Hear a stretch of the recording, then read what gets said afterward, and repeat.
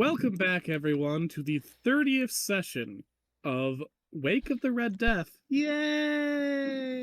Woo! Only 6 more sessions to go before we're officially the longest running Midgeheim campaign. Woo! I mean, I guess in terms of like real world time, we definitely are, but like in terms of actual session count, it would be 6 more sessions, and then we would overtake Currents of War. That's pretty cool, I think. And we're definitely going to have more than 6 sessions left of the story, so will be the longest running game. That's pretty nice. Anyways, last time, wild shit happens. I mean, here's the thing. Here's the thing, my friends. Look at this map. We have this session in Neptonia at the very least, and we still haven't visited Celestial, or Bacchanalia, or Volcanth, or Marteres, or the Dragon's Lair, and we haven't really resolved things in the City of Emerald Towers. And we still don't know where wherever Artemis's little conclave is. Artemis doesn't have a well, yeah, I suppose that is also true. I mean, she doesn't have a formalized temple because that's not how Artemis does things. But yeah, so just in terms of sheer numbers, if we're assuming each of those only has one session, I think we're still equaling Currents of War. And I'm going to be honest with you, it's not going to take one session for each of those. We might not even be done of Neptonia before the end of today. So yeah. Listen, I say we have fish people. We pump those numbers up and make it so we won't be dethroned as the longest Midgeheim session campaign. Those are rookie numbers. We could make it to 40, 50 even. Who knows? Not that the number of sessions matters. It's the fun that you have. And last time, I had a lot of fun servicing myself with references to my own work that were so indulgent. Specifically, you guys went to the town of Neptonia and found everything is great and happy here, and there's no problems whatsoever, so you can probably just leave town once you do a couple of things. Because a bunch of fish people who weren't ravaged by the Red Death the way people on the land were, because the Red Death spreads by the air, and fish people don't need air. These fish people have come out of the sea, out of the goodness of their hearts, to help these poor, impoverished, worse off landlubbers survive the horrible scourge of their lifestyle, while also preaching the word of a benevolent god that maybe they need to check out, namely Poseidon or Neptune, because we're in northern Mediterranean. Who they already worshipped. Yeah, but they don't worship him right. Yeah, landlubber. Yeah, called landlubbers Protestants.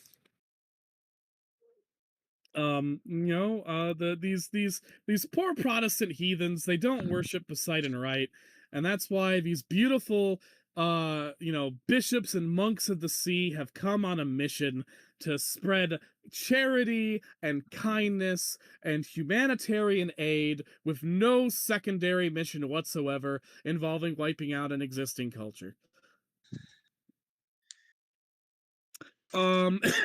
And because these fish people have been doing so much help, there's a bunch of them there. And because there's a bunch of fish people, other fish people have come to see, like, what's going on here, including an Undine named Aqua, who our friend Janice happens to know because Aqua is one of Janice's, or perhaps just the sole one of Janice's, patrons, as it were, as a witch. Witches need other magical entities to help them channel magic, and in this case, Aqua is Janice's patron. Aqua isn't part of the whole fish people plot. She's just another fish person who's like, some weird shit's going on here. After reconnecting with Aqua, the gang went around and saw that while the fish people are helping, they're also kind of forcing a change in the culture of Neptonia that some of the people are open to and others are a little wary of. But there's nothing that's outright malevolent yet. It's not like people have been going missing or anything. It's just that the culture, they're bringing their culture and kind of forcing it over the culture that was already here. which might not be a bad thing. Um, they eventually also ran into a mysterious wizard who, instead of a normal wizard staff, has a very magical harpoon called the Sailing Wizard.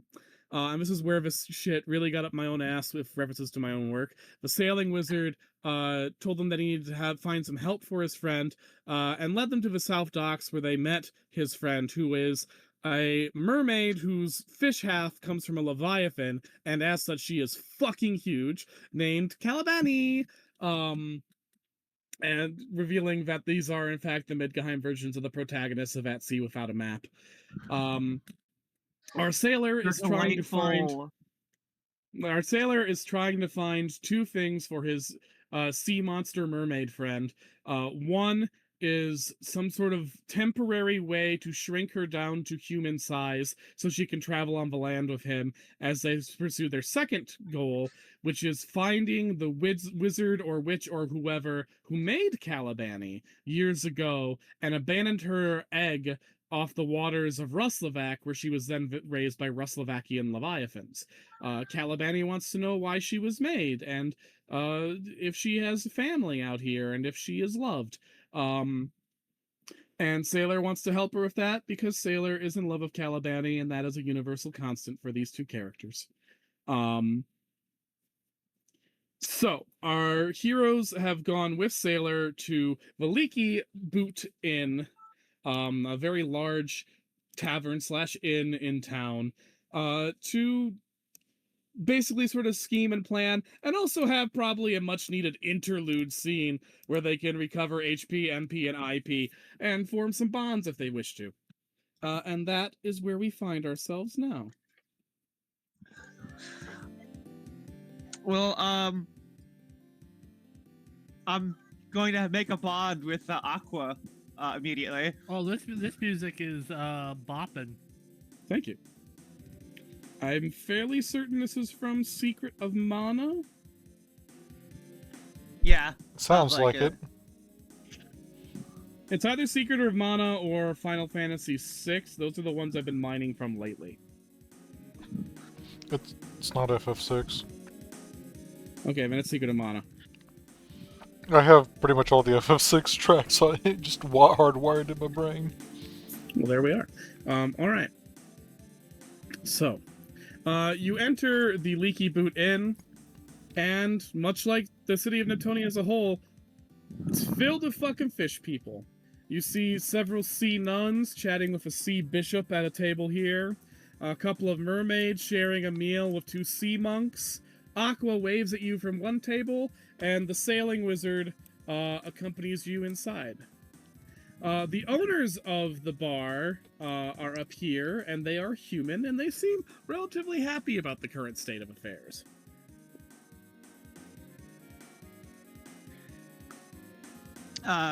Immediately over to Aqua. Yep. Mm-hmm. Hi, Janice. How's your evening going? It's going really well. Maybe you and your friend should, like, sit over here and we can talk about some things.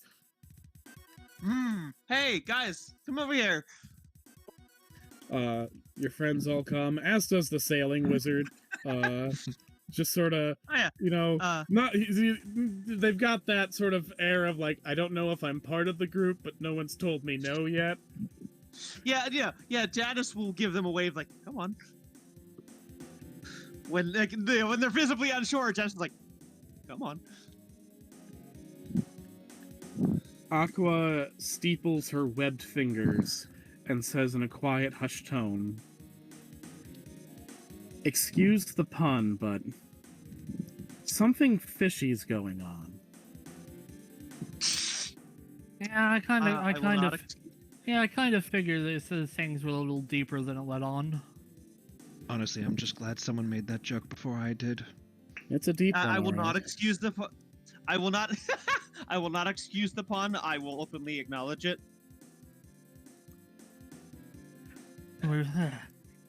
So, what kind of puddle did we step into this time? We're horrible. Oh boy. She looks around. She's like, she did it well, first, so I've been talking to a lot of the different fish folk, a lot of the mermaids, some of the sea monks.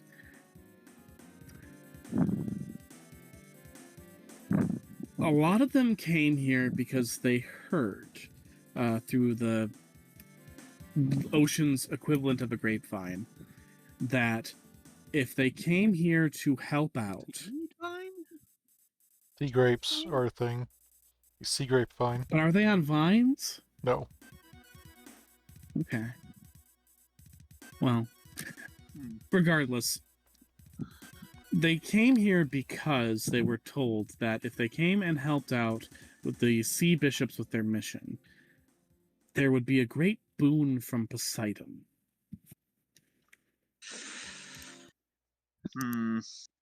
None of them are sure what that boon is. Most of them assume it's just going to be better relations with the surface. In fact, that's what the sea bishops are talking about, but this whole operation is supposed to stop the human attempt to dominate the sea. The sea monks in particular seem very convinced that this whole operation is to make good relations of humans and people of the sea so that we stop butting heads with each other. But some of the mermaids and others aren't quite so sure. So everybody wearing the same robes as their imperious leader. Yeah. So yeah, something is off about how they're going about this. I suppose it was a little too good to be true. That we may just be dealing with another power monger. She looks around conspiratorially and says, a while ago they raised a large castle out of the sea off the coast of Neptonia. And that's where a lot of the sea bishops are hanging out and coming from. None of the mermaids have been inside there. Almost none of the sea monks have been inside there. It's only for the sea bishops so far. I think we need to get into that castle. Interesting. So what you propo- so like a are you doing a heist or more of a survey? Espionage, I think. Yeah, because We're not trying to steal something. At we least don't know not what's going that I on. know of. We're just trying to figure out what they're doing. Okay, what if they have another philosopher's stone in there? Our eyes go wide. I know That- I have no. That would be pretty horrible, I have no actually. Oh, I mean, how Look, what I do have- you think are the I chances? have no that- evidence, but we keep running into them. Yeah. I mean, Wait, you keep running into philosopher's stones? Yes. That was out of There's- character. That's like the reaction to some. Wait, Oh. what? There's Oh, yeah. well, I mean, Janice told Aqua about their adventures yesterday. Yeah, Janice told Aqua like everything except for stuff that's like not hers to tell. Yeah. I was like, well, no. Like didn't. I suppose it's not impossible they possess a stone because, I mean, what are the chances that someone like us, to ensure that no one got their hands on one, threw it into the sea? Ooh. It's possible, but maybe it's something else is going. We just don't.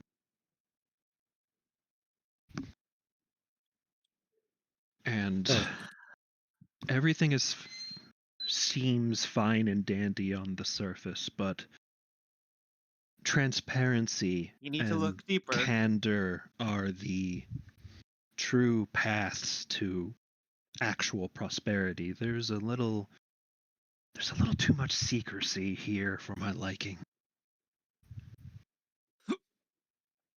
Well, nods. All right, so here's my plan. Tomorrow in the morning, the sea bishops are leading a service at the church, something they call communion. That means a lot of them won't be in that castle. And so it would be a prime time for us to sneak inside and see what's going on in there.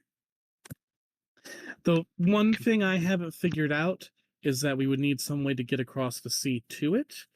And if something is shady going on there, they'd probably have some sea monsters, so it'd have to be something kind of hardy. Well, So, we just The sailing wizard raises a hand. Like a leviathan? I mean, yeah, if witches were horses, a leviathan would be a great way to get across. Well,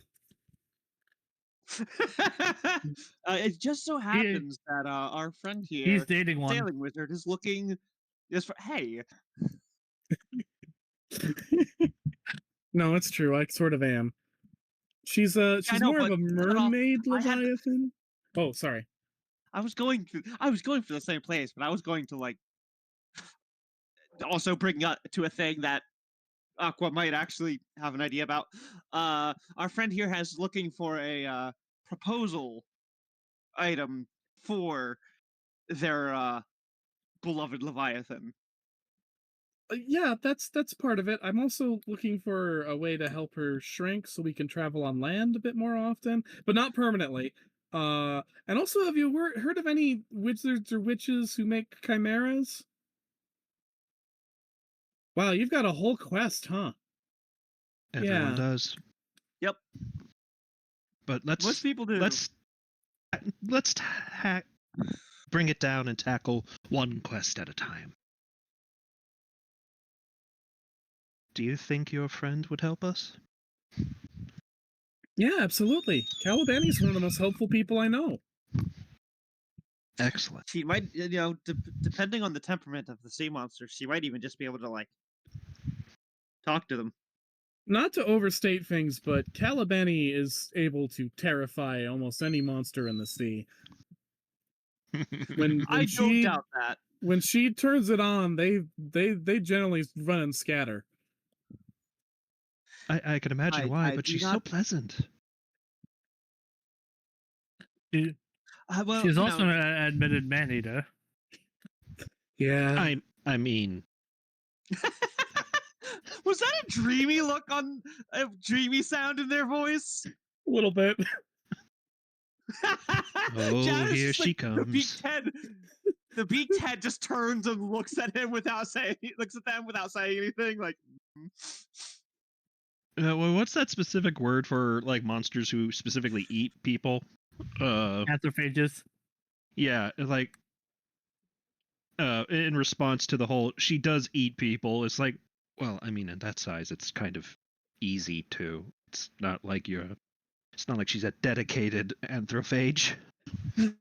Yeah. I mean, it's also not as much wow, your mind is consumed tonight, huh?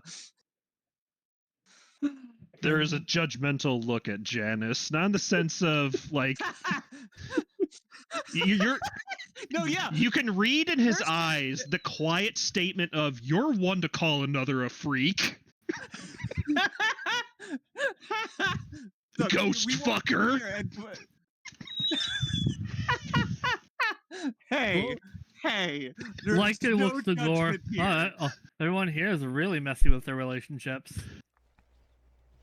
Now there's a look at you as from all the times you've insinuated your really complicated feelings about your mom and dad. Yeah, Gore doesn't say anything for a hot minute. I'm not talking about romantically. It's like he doesn't say anything for a hot minute. It just rumbles. In my experience, if it isn't a hot mess, it isn't much of a relationship.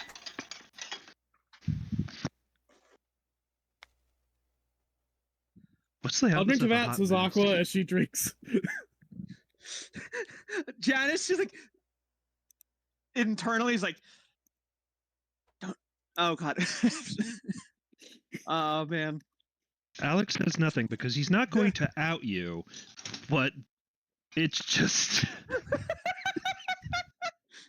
he's sipping his drink. It's like, well, none of that's my business. Yo, that their face is covered, luckily, but the look on their face is like. At this point, I think we've traveled long enough together that I'm not trying to read your face at all. It's your body language, the way you suddenly tense up. Yeah, your hands just start Probably. flailing about. Look at the fidgeter. Silence.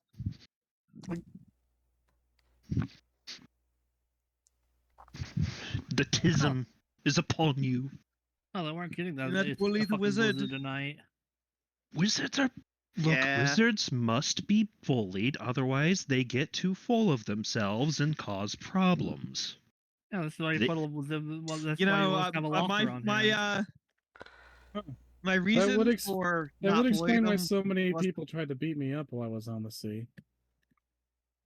Aw.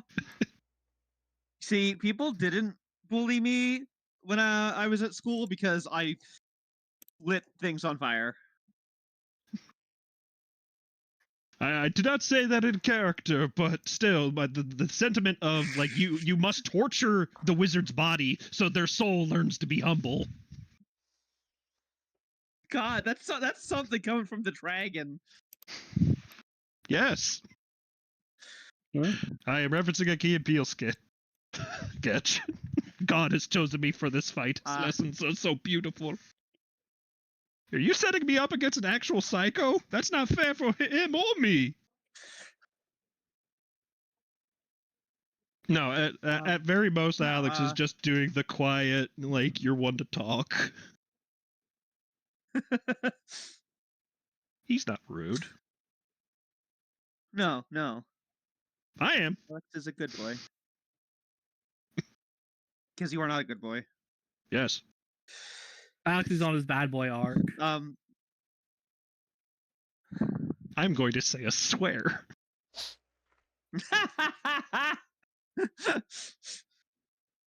God, how does Dusa feel about that?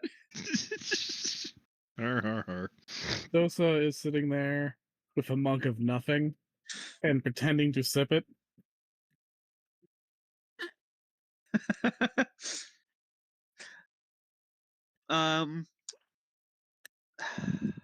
Yeah, are you want to go, Aqua? Yeah? Dude, I'm not I'm not much in a fight, but I can turn into a puddle of water and provide some healing. Yeah, I'm not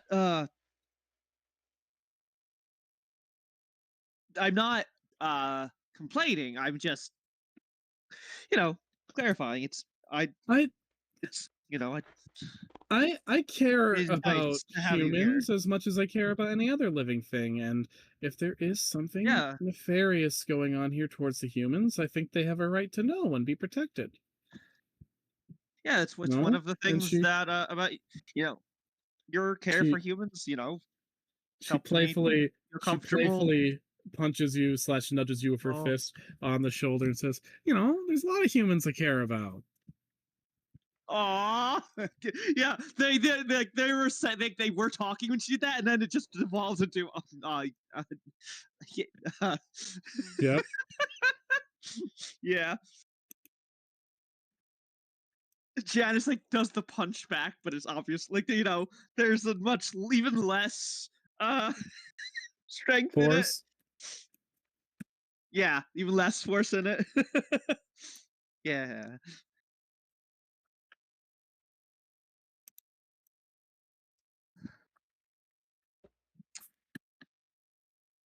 I would be happy to have you with us.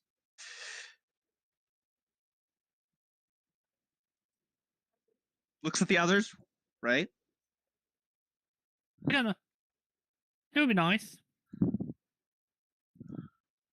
Sailing wizard nods. All right, so I'll tell Calibani, and then in the morning, after we've had a nice rest, we'll go out and sneak into this castle and see what's going on. Yeah. Is this Does communion chitters have magic, wings? Does Chitters have wings? No. Okay. Chitters is already struggling to balance the wildly disparate biologies between a normal ant and a lion. I think if you tried to throw the capacity for flight in there, you'd really be asking for too much when you're already asking for too much out of how this creature functions already.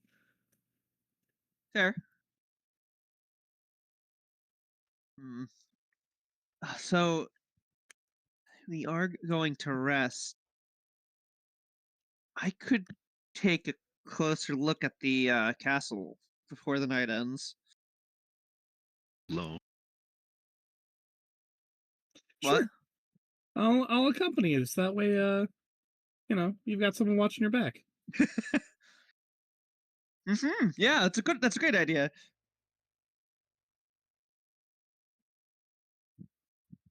We'll do that. Then I'll meet back up with the rest of you here, and to tell you if I found anything, if I spotted anything, Hmm. and then we can go from there. Yo. How sneaky are you? Not super sneaky, but that's not my concern. So, The if you stole one of those ropes, Gore says slowly, he's gonna like do the whole thing like you know how some people like flip their hair back dramatically. Like he kind of like flips his tentacles forward. They fall over his face, and it's very hard to make out like that there's actually a mouth or anything there. And if you had a hood, you could probably do a pretty mean sea monk impression. Yeah. He's just gonna Hmm. quickly flip his tentacles back over.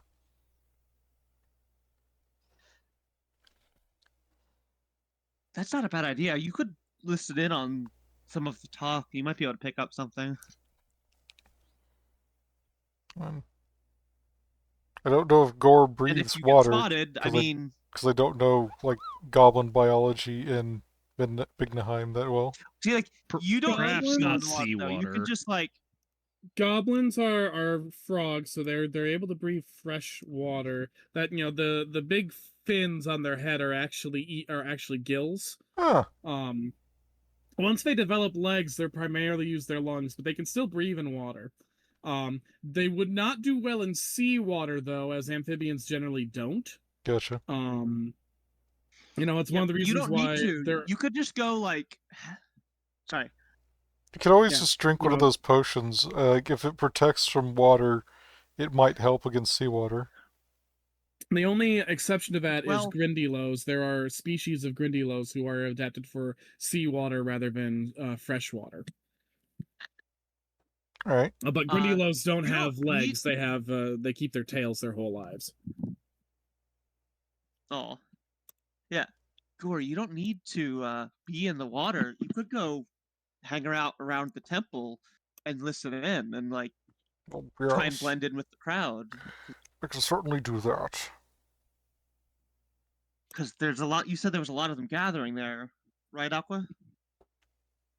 Mm-hmm. Leica, I mean, you're Leica. You could be, you could go wherever you wanted, and I don't think they could stop you. Damn right you couldn't. um, I specifically want to look at that castle because I can take a look at that without much worry about them seeing me.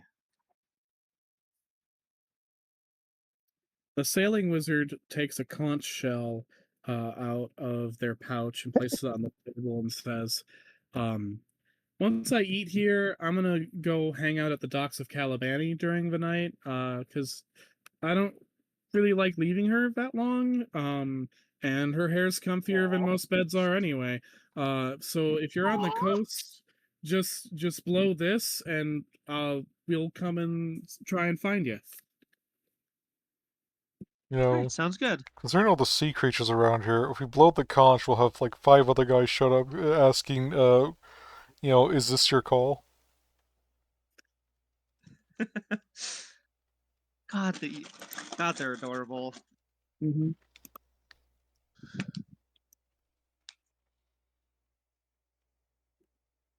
I suppose it's time for an interlude in building bonds. Rest. I think that's what this is. Kind of. Any other interactions we want to do before proceeding with the little plot? interpersonal interactions. Yeah.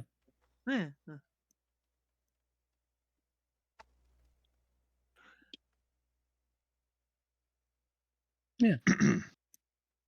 Yeah. Yeah.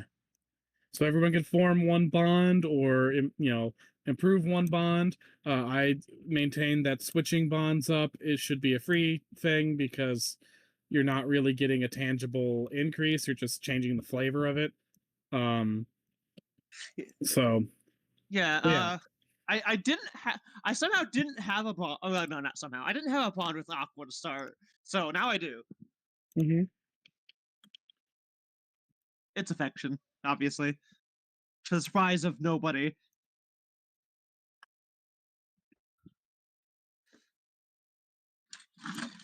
Affection, short for infatuation in this case.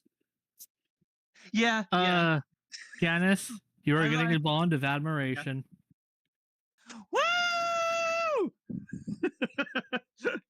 I have the three of you maxed out on my bonds, so I did have mistrust with Gore for a bit.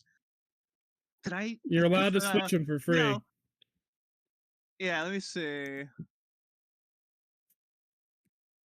Because Gore, Gore eats wizards. We're cool, but like that's still I think 8 is the correct term. He doesn't do it anymore. He's retired from the wizard eating biz. yeah. Till he finds one that really, really does activate that old hunger. The Anglo-Saxon wizard gobbler. Yeah. Oh, huh. I don't have three bonds with Gore or Leica. That's weird. Oh, 3 bones Get to on anybody. that. Get on that shit.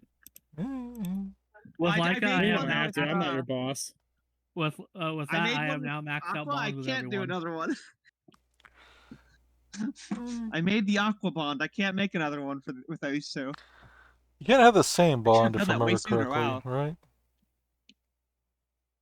Yeah, you can't have two Uh, bonds of affection or right. two bonds of mistrust or anything. You have to have, different names to the bonds. Gotcha. Um, I'm gonna get a bond of affection with Janice, since they had their moment down in the tavern where she prodded him Teller? until until he eventually told the Yeah, story. I'm gonna change the mistrust to loyalty now because I'm still a little freaked out by it, but like You should be. That's you fucked. told me and but you told me and I appreciate that and it's yeah.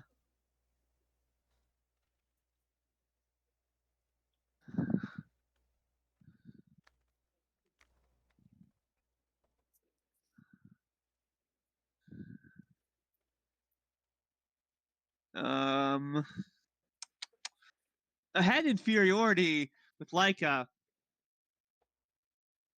And I had it with Alex for a good long while too, but Alex has changed. But I'm gonna change it with Leica because the inferiority was like, wow, you two just get to be like a person, not two people fucking mashed into each other's heads.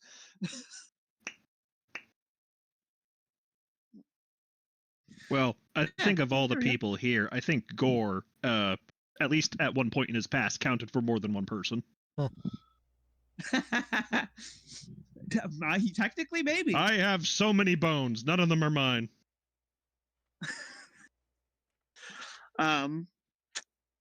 Yeah.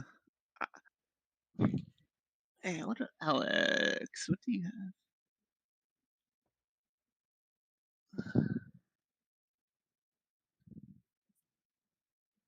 No.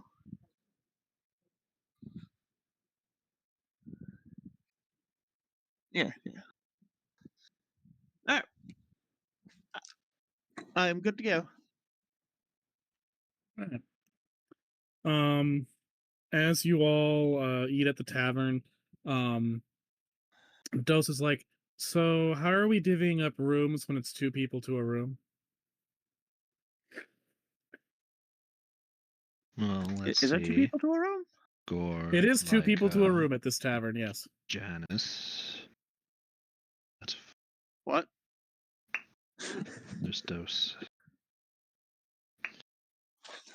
I mean, You don't have to worry about I- the sailing wizard. The sailing wizard is sleeping outside in the giant Like- mane of his girlfriend's hair. I mean, Yeah. What? It's I like, do mean, you have to rub it in? give I given that you're pretty much just have to live my dreams sometimes, you know? given that this is pretty much Alex's de facto bodyguard at this point. Say maybe you two share a room together. That's smart. That's smart, and it's wise that you said it. Yeah, Janice says nothing, but the beak just stares at Dosa. There is a slight raising of the eyebrow. I'm not opposed to the idea, but I'm not exactly helpless. No, of course not. But It's But- 2 to a room, I No. mean. yeah, we have to divvy this up. We have to divvy this up regardless, Alex. So Yes, it's just I mean, the particular phrasing she used. I mean, I figured mean, that Ghost Mode. Janice and Akko were gonna. head snaps to look at you so fast you hear a I snap. mean, you're gonna be going out late at night for a mission. Yeah, and you know, I've got room. I already have a room reserved, and there's a spare bed in it, and I wasn't using it. So if it would save you guys some money, Okay. Yeah. we've had sleepovers before, right? Yeah. Yup. Like it. We've had. Yup. God. Like Your it fa- just double winged man tonight. Yep. Yeah. Good Jesus. job, Leica. You know what, Leica? You get a fabula point for that. I'm serious. Fuck yeah. Put it down there. Fuck yeah. fuck yeah. What, okay, yep. What are you two? Or like I mean, I figured that. We're I mean, adults. you We could two are sleep in a room pretty, together just fine without it being awkward, unlike you- the I rest know. of you. shush. Oh my god. You two are you two are you two are pretty comfortable with each other. My girl's all right. Shrugs. Well, it's just sitting in 2 separate beds in the same room. Don't know why you two are freaking out about it. I'm not freaking out.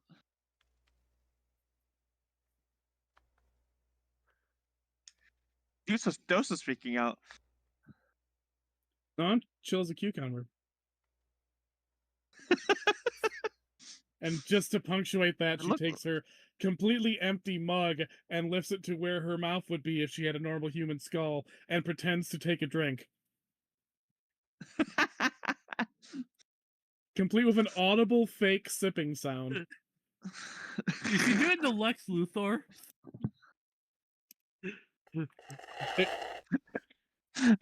Is that a thing Lex Luthor does? When did he do that? In Superman. In the movie. When he's It's rage Superman. banning Oh, Superman, yeah, shit. I've only watched it once.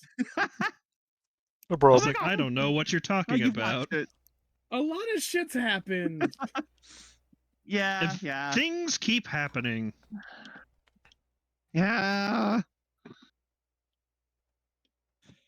The year keeps Anyway, going.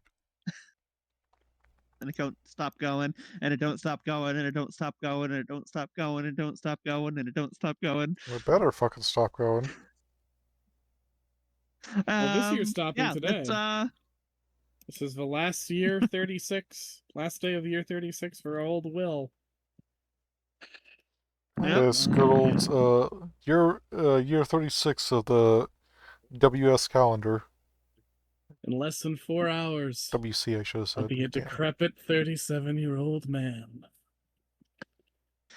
Well, Ancient. none of that. Anyways, we're all pairing off with our people. Some of Yup. us have little night missions that we're Uh-huh. doing. Hmm. Right? Some of you have night missions? Yeah. What are you, Alex? Are you doing any night mission, Alex, or are you just chilling with those? I'm not doing any fucking night missions. So you're just chilling with those. This fop is not very well equipped for such espionage. Well, I'm you not all I'm not the Sorry. most equipped to tell you.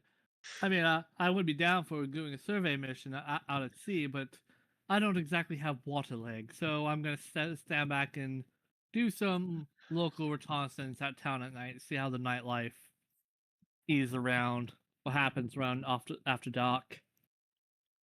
That does Gore. that raise a tangential question. I'm like, there are like aquatic demons, right? There are devils. I mean, any devil can modify their body to be in the water if they wanted to. And there are some that specifically have aquatic monsters as part of their makeup. If that's Has what me you mean. wondering now if there are certain Cambions who are amphibious. There could be.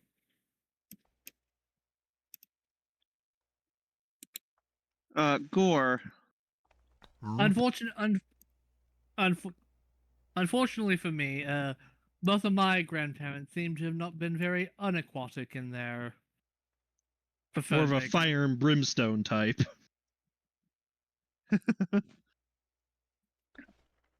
A lot of the demons that have explicit sea monster parts are in the circle of envy because Sheol, who is based on the demonic Leviathan in some demonology, is a big sea monster. Visago's greed, right? Visago is, I believe, a greed demon. Yes. I mean, the two grandparents on all of my family was greed and wrath, respectfully. Mm-hmm. So they wouldn't have any of these circle of envy adaptations.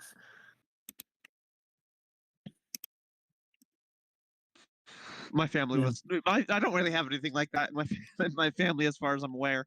Just half of it being kind of noble, kind of. Yeah. I miss Grandma Visago's cookies.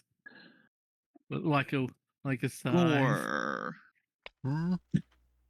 You are gonna try and blend in with the sea monks, right? That's an idea. We need a cloak, a robe for you with a hood.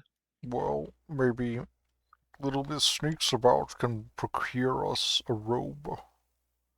I'm certain some sea monk somewhere has left it within grabbing range. Yeah, I'll see what I can do tonight. When I'm doing my surveillance tonight. What color are the robes? Lots of sea colors, it looks like. So, like, blues and purples. the sea monks, which are the shark people, are wearing very simple, solid color robes, mostly browns and blacks, a couple of navy blues in there. They're dressed very humbly, like good Franciscans. The sea bishops, to show you a couple, these guys aren't in the room with you right now, but their robes are a lot more colorful. Like they're showing off the vibrancy and power of their religion. They're dressed more like members of the papacy. Okay, yeah, Jad's like looks at her robes like, no, this isn't really colorful enough. Well, it's also a different make. They would spot that. But they're perfect. They don't seem to have a unifying make. Well, actually, if you look over at at another table, you do see a sea bishop with 3 sea nuns, and the sea nuns are wearing fairly uniform like blue black robes with light blue accessories, giving them a slightly more subdued look than the sea bishops next to them, more demure, if you will. Um, can can I dye clothes with? Can I dye my clothes with magic? Yeah, I think that'd be a really, really like low level ritual spell. Glamoring. What is that? Yeah. Ledger something? Legerdemain is the art of Legerdemain. illusion magic, and a glamour is specifically a magic that makes one thing look different than it is. You know, because there's lots of illusion magic, like conjuring up a wall that's not actually there is a version of legerdemain, but the specific form of legerdemain where you're disguising something as something else is called a glamour. Hmm. I should be. I could glamour my cloak to look like theirs. Mm-hmm. Yeah, as a general rule, glamoring inanimate objects is a lot easier than glamoring living things. PT question: do Cambions have any inherent like glamoring magic left over from their demonic parent? Even if primitive. Nothing they would know by hand.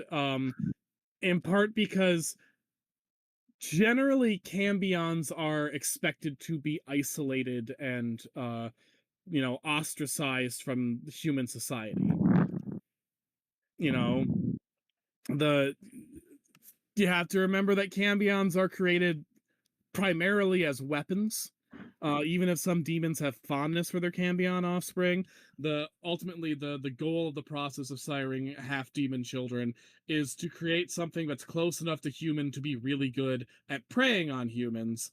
And most Cambions, as a result, have pretty unhealthy lives because they have no community of their own. So giving you the ability to hide yourself perfectly generally isn't great, because that means that you could potentially just completely acclimate to human life. So most Cambions, they would have to learn how to hide their demonic nature. Exceptions being vampires, who are kept separate from humans not by their appearance but rather by their appetites. Dosa can perfectly turn into a replica of a human, but because she has to feed on human fear, she will inevitably, raise their ire and be driven out of their society.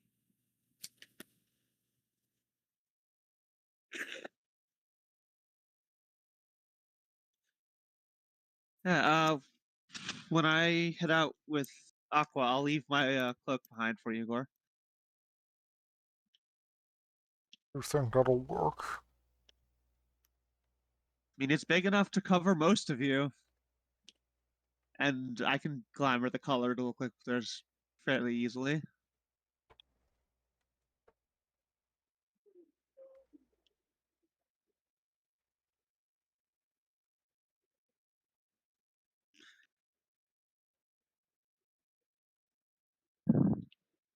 Yeah. So, you guys have a very nice meal. Like towards like the last third of it, the sailing wizard asked for a second course, to be brought in a box, which they then take to Calabani when they leave the bar, because of her fondness for human cooking. And then some of you are going to get up to shenanigans, and some of you are going to have a nice chill time with your new roommates. Yeah. Who's up first? Who's up first?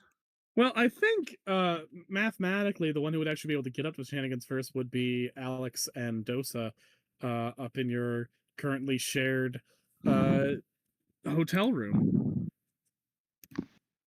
Very well. Yeah. As the two of them are alone, with a somewhat cheeky expression. So I can't help but notice you've been rather protective of me lately. And I don't mean in the protecting me from mortal peril sense. Mm-hmm. Yeah. So what's up with that? Well, I've been protective of you, and not just in the protecting from mortal peril sense. Being evasive, are we? No, I'm. You have clearly articulated what the situation is. Do you feel it needs Oh, more wow. explanation?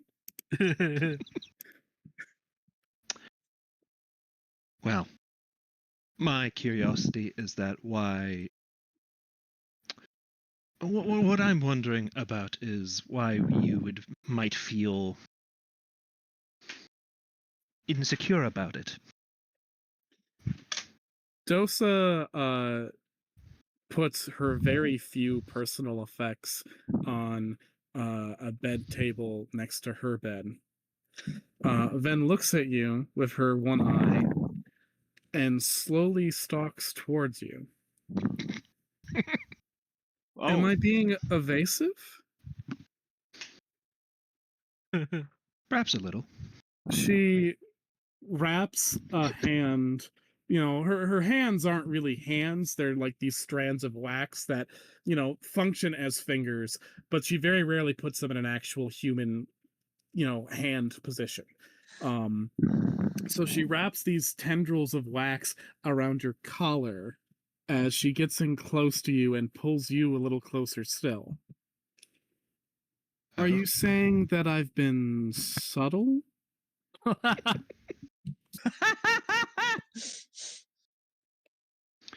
Is it not clear what I've been doing? No, it's very clear to me what you're doing, especially now. Yeah? What I mean to say is, you don't need to be so defensive when I speak with other beautiful women, for after all, you have nothing to worry about. She pulls you a little closer. Is that right? It's simply a fact of the matter. You are a doppelganger. You contain all forms of beauty. Yeah? Tell me more. I would like to hear you elaborate.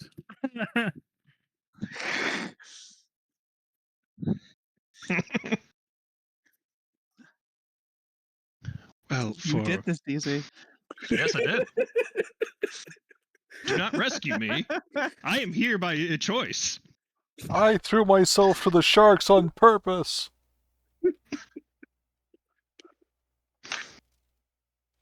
Oh, in this town, that might mean completely different things.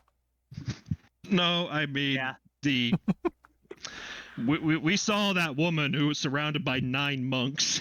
The one dude trying to Riz up 2 shark sea wolves. We're gonna see him later missing an arm with a very big smile. That's why I have 2 hands. Turns out sharks are smooth if you know what you're doing. Jesus. Rough or smooth? I was the smooth one. And the rough one. She was rough with me. I was smooth with her. Someone Hard get not me. to be smooth when you're rubbed by that much sandpaper. Someone get me a tourniquet. Wow.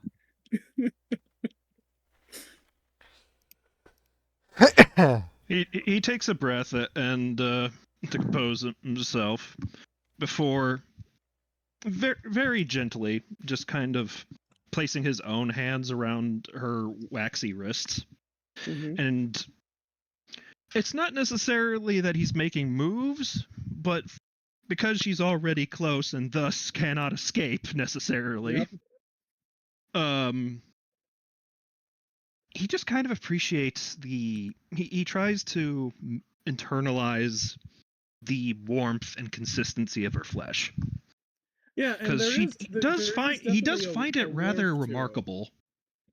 There is definitely a warmth to it. She doesn't just look like wax. She does feel like warm, pliable wax. Not like, burning your skin hot wax, but like, I can sculpt this with my hands. Mm-hmm. And he thinks back to the meeting with Kalabani and how when Sailor expressed several times that he doesn't want Kalabani to change for his benefit, finding her beautiful as she is. Mm-hmm. There were a few times. Every time that came up, Alex's eyes did kind of flit over to Dosa.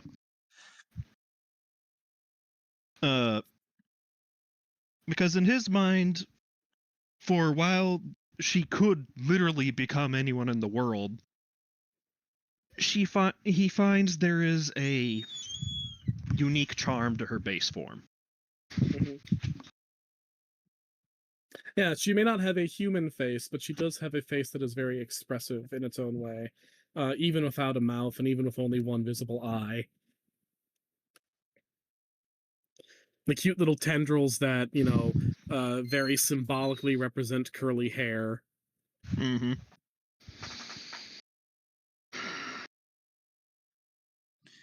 Despite whatever life you may have led until now, and whatever in your capabilities, I should like to think that you don't need to hide from me.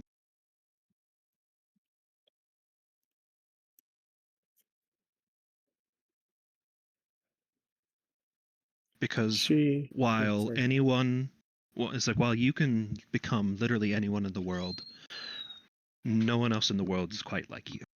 And I want you to remember that always.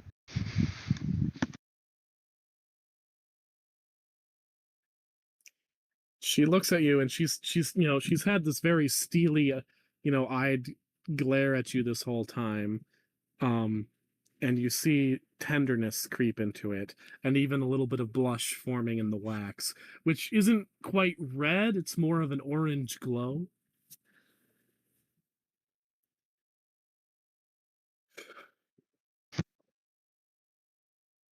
Damn. That one got me flustered. Yes, and she pulls back just a bit. That. She pulls back just a bit before pulling you in to close what little distance she had given. And looking at you with a little bit of fear in her eyes that is more innocent of an expression than she has ever had before. She reaches up with one tendril and brushes some of your hairs and like your bangs just a little bit aside as she looks at your face. He likewise is scrutinizing her features. There's a soft, warm smile and expression on his. She says, "Some of that protectiveness was theatrics. The teenager, you don't want a teenager crushing on you. Yeah, no, that of course that is That was problematic. really more for her than for you. Just, sending a signal to you was a bonus. And some of it is because I do enjoy letting people know when I care about something enough to be defensive. And if it really does bother you, I'll try to rein that impulse in." I wouldn't say it bothers me necessarily. I'm just not Good, used to it. because I like defending what's... She looks at you. Mine.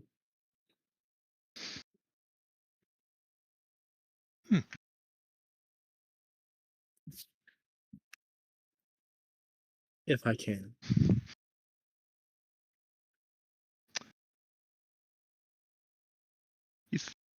He's gonna think about his next response.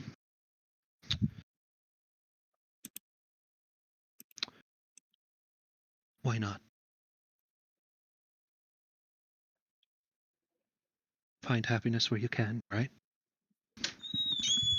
Right. Get on that bed. Oh, okay. Wow. All right, let's cut.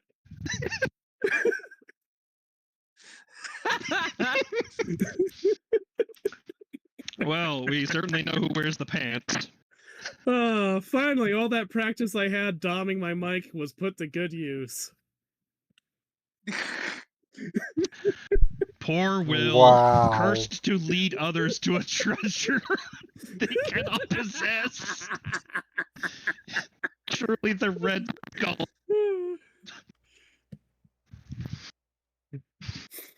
Okay, who wants to go next? Well, Alex and Doe's so busy, so I'm on. Might as well go and scope up town. Well, what you doing, Leica? Leica is gonna go out in the town and basically sneakily like go about and like scope out like where people are going. What's anything nefarious going on in the nightlife, or anything that the moon reveals that people would rather hide from the sun. All right. You wander around Neptonia at night, and the biggest red flag you see is what you don't see. This is a huge city, and it is currently a heavily populated city, which, there aren't that many left anymore after the Red Death. But thanks to all these fish people, this city is bustling and thriving like it did, in its pre-plague heyday. There should be some shit going down. There should be some crime. There should be, cut purses and shakedowns. There should be drunks coming home and getting into fights on the way because they've had way too much and they're letting all this pent out aggression out. There should be something, and instead it's a very calm night. A lot of people have turned in early because they have church tomorrow. Everything's running really smoothly and pleasantly and orderly in a way that cities normally rebel against.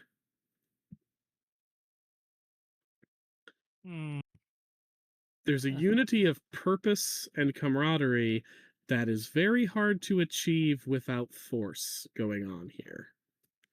Something's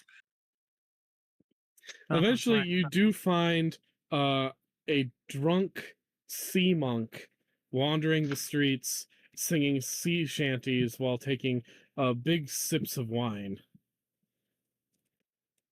Like is not gonna. The woman comes.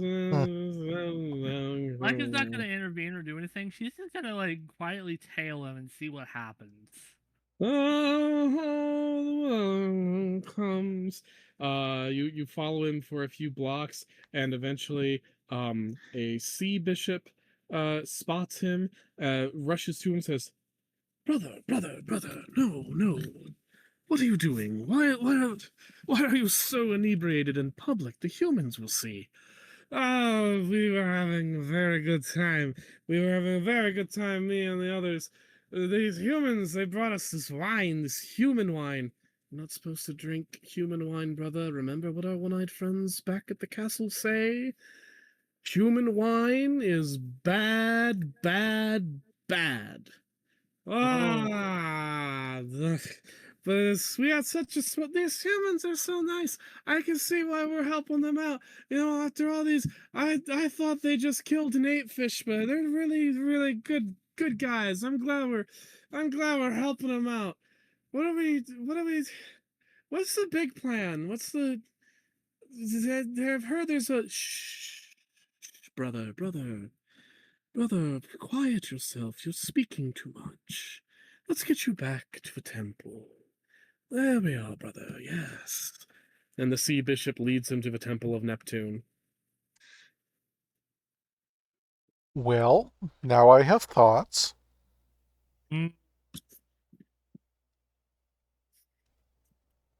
Well, that answers that. One-eyed brother. Hmm. And then you're almost run down by 5 mermaids on wheelchairs racing to see who can get to the bottom of a hill first.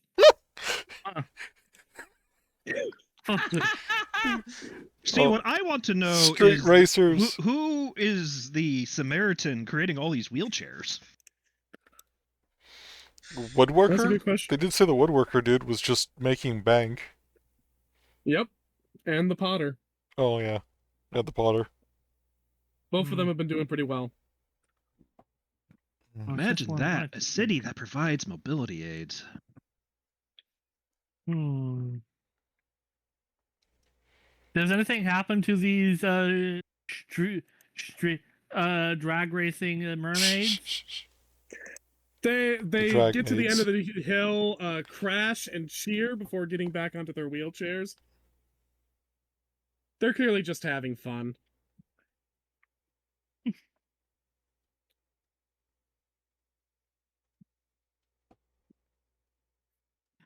Like it, we'll flick a zenny at the winner. Woo! Thanks, 2 legs! Like a finger crossbow. Beautiful.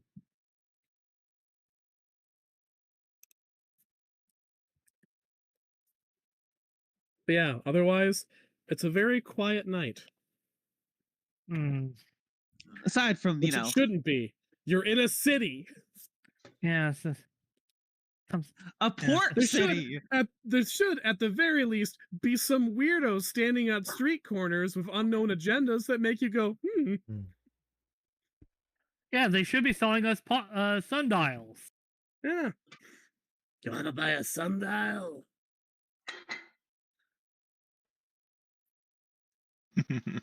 There should be some rowdy, carousing pirates. Well, okay, maybe that's understandable. There's not a lot of sea trade at the moment, but still.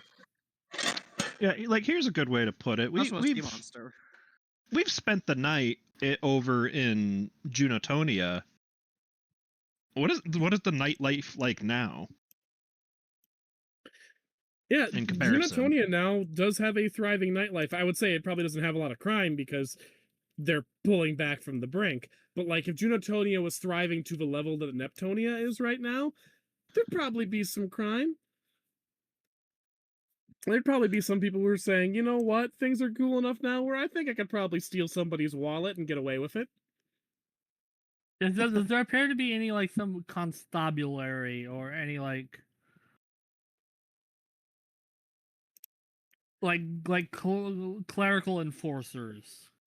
There are no constables, but when you start looking for people who would enforce some sort of law and order, you do realize that there are a lot of sea bishops patrolling the streets or like sitting in the doorways of buildings watching what's going on outside. The sea bishops really do seem to be sort of running things around here. Not like that.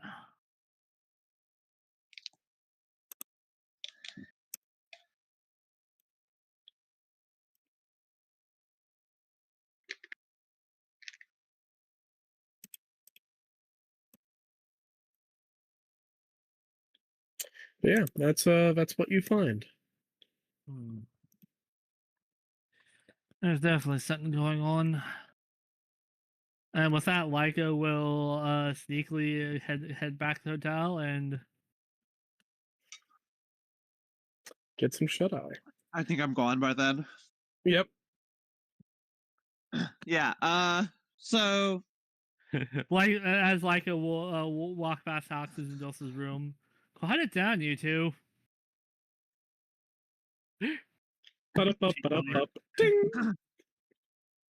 Who is she talking to?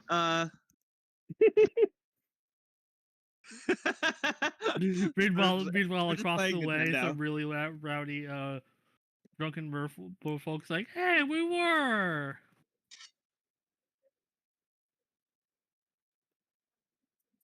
Yeah. Janice, shrugs off her cloak,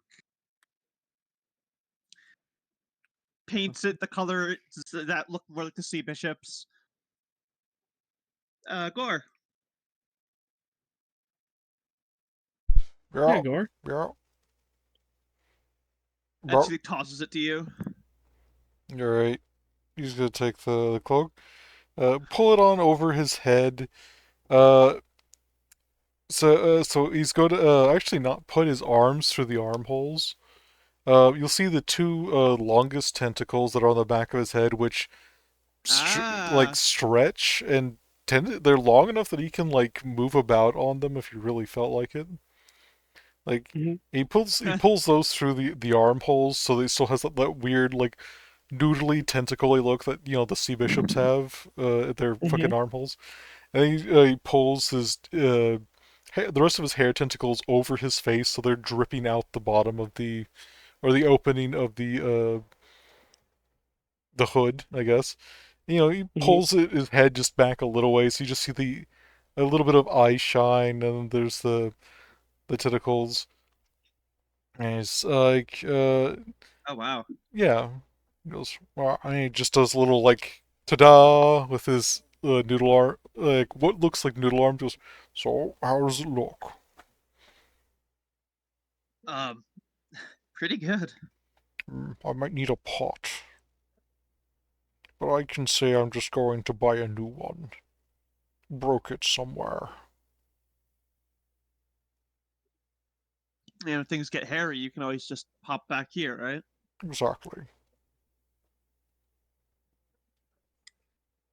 Well, I haven't. It's not on the Hero Forge, but like, there's more of the lich rot on her skin, and the purple in her eyes should be more like a spiral out of it.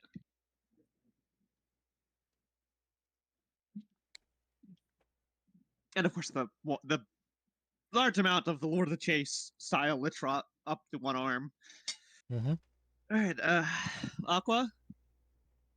Yep. Well, for the real test, Aqua, you've been in this town for a while. How do I look? She looks at you. You could pass, but let's make assurance double sure. And she grabs Janice's hand. Follow my lead. Okay. And Aqua uses some fairy magic to cast a glamour on you, with your body already resembling a sea bishop, the way you've arranged your tentacles and everything. Right now, it doesn't have to be too complex of a glamour because you're already providing a lot of stuff for it. Like, you actually have tentacles to represent the tentacles of the sea bishop. So it's not that hard to disguise your movements and body beneath the glamour to make it fit. And so you look like a low-ranked sea bishop. Good. Good. Thank you. On another note, do they... Did she like... What? Go ahead, Raven. Yeah. I should note for you, Janice, there is a unique and kind of hard to articulate intimacy of casting a spell with someone else, of feeling magic channeled through both of you. They are kind and of Aqua's done this with you. Aqua's done this with you before. That's what witchcraft is. But now it feels a little different than it did before, for reasons that perhaps you know how to articulate and perhaps you don't.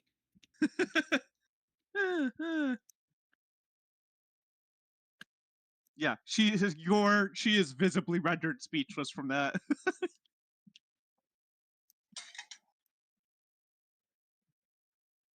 But carry on. You had things to say. Oh yeah, I was gonna say, on that same note, what kind of names do the bishops use? Not that I might need to use one, but you never know.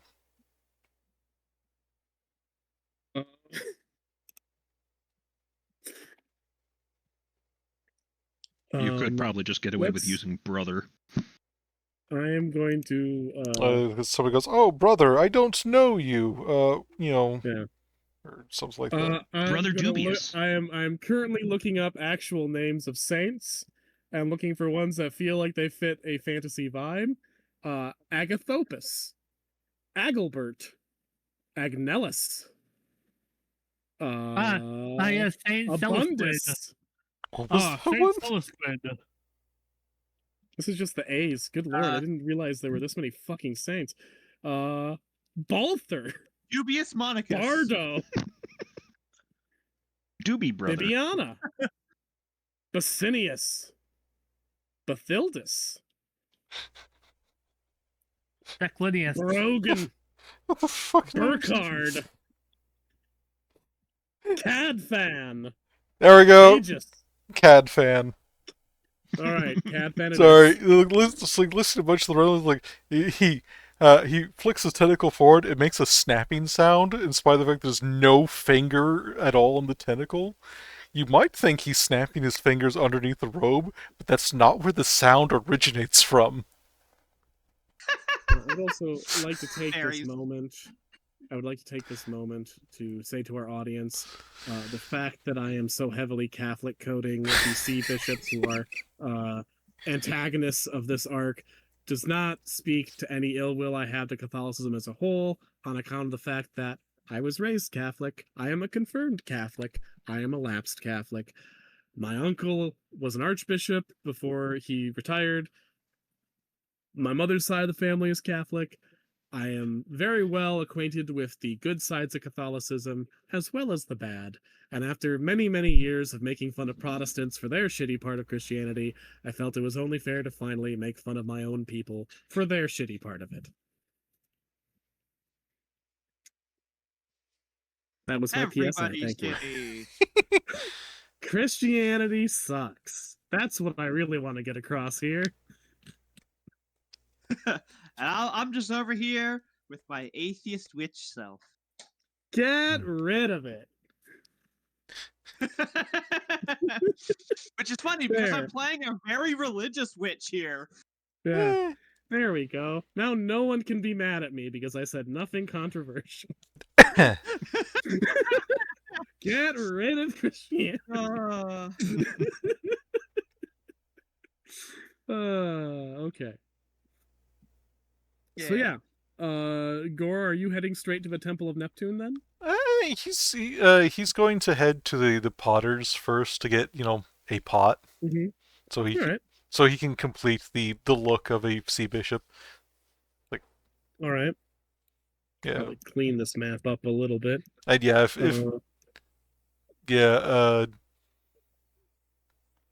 that is his excuse. If anyone tries to stop him, is like, oh, I smashed my my pot, got a little too animated. Surface world is so much heavier than I'm used to. The standard bollocks. All right.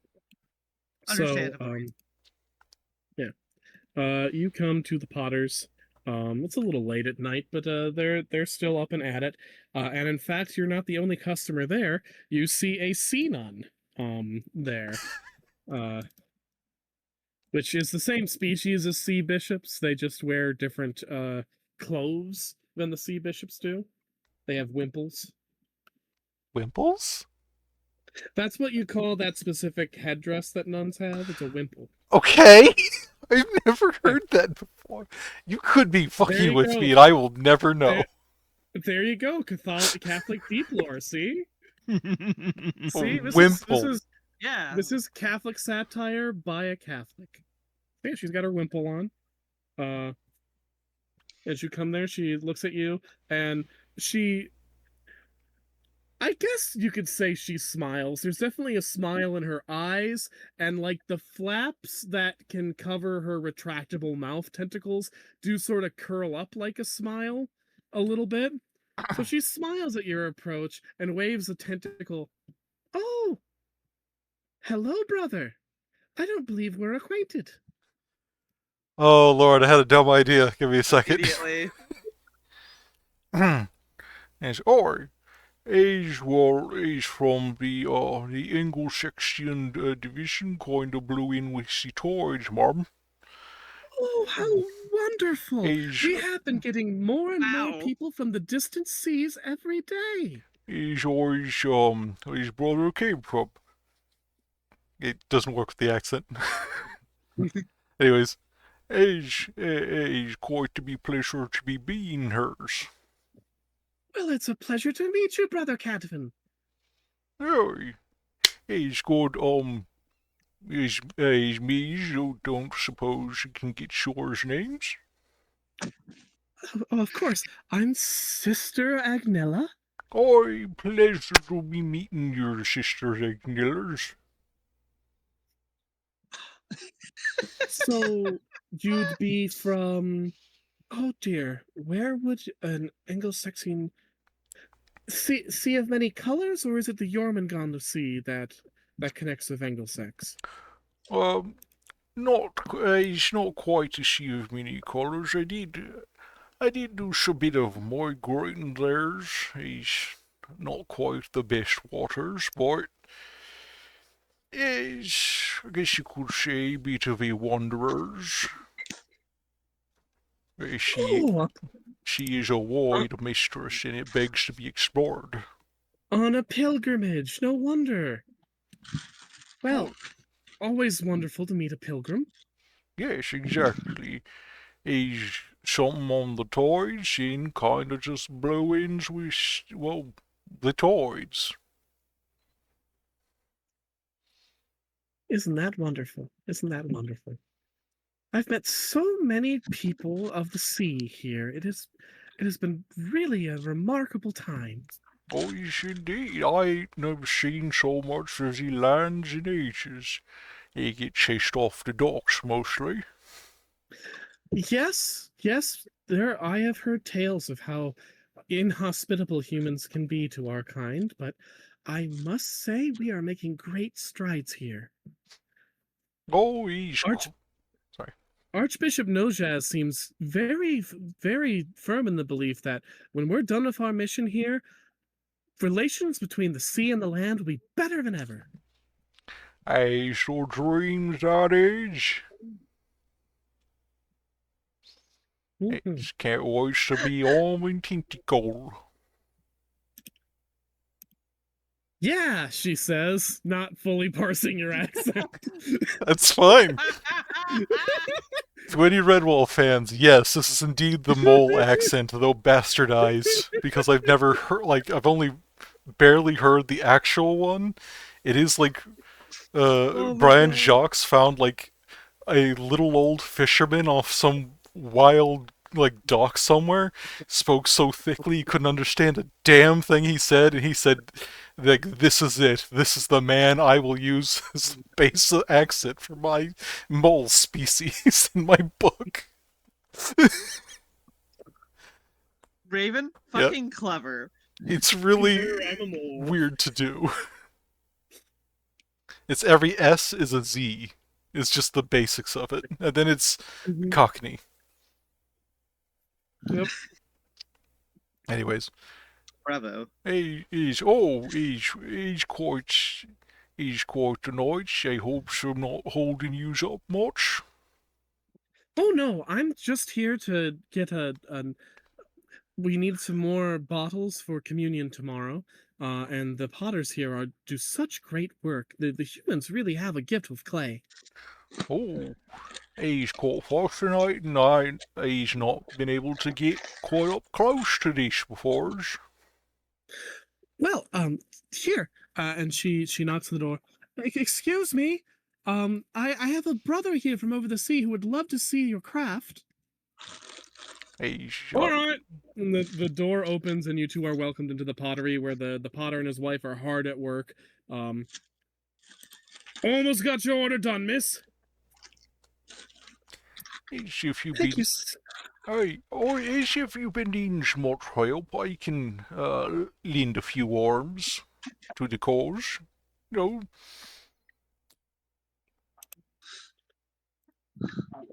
No need. I take pride in my craft. Are you in need of something good, Bishop? Yeah, sure. I've been noting that people around here has the old buttons on their heads. I used to wonder if I can get me one of them myself. Ah, yes. Wife, go show him the headdresses. Follow me. And the potter's wife What? shows you an area where they have racks upon racks of these ammonite shell headdresses for sea bishops to wear. Damn. Oh, those are very good. Are you thinking of going into the armed division of the church? Each hadn't crossed me minds, but we'll see where it takes me. Well, I don't, not to sound crass, but I don't think you're going to need to.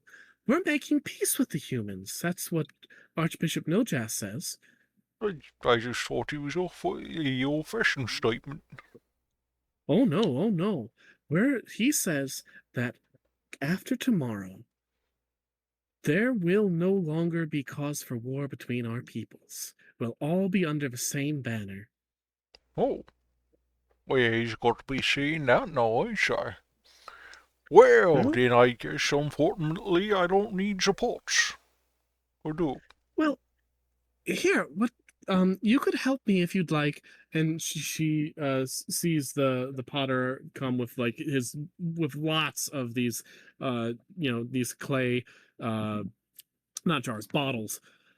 If you could help me bring these to the temple, I could show you what we're doing and then how have you see how we're going to prepare communion. Oi, he's all right. Pleasantry that is, Mum. I'd love to's. All right. Right, so Thank you heartily, Sister Millers. and you both load up on clay bottles and then head to the Temple of Neptune, where she leads you past, into the doors, and you find the place is just fucking filled with sea bishops and sea nuns. And it's literally swarming with them. But she leads you through its many-fold hallways until you get to a room where they're clearly preparing a lot of food and drink. And she starts laying the bottles out, and she goes to a storage area and gets out a bottle of like a barrel of wine that smells unlike any wine you've had on land. Lovely. Gore's pretty experienced with wine, even if this might be sea people wine. Does this have like a hint of anything odd to it, especially since he has, a magical bend to him? So, I don't know if you remember last session, but you guys did go to the apothecary, and you guys saw. You guys, Jesus, you guys saw Sorry. potions of. Guys. You guys, you saw these potions of water breathing there, Yeah.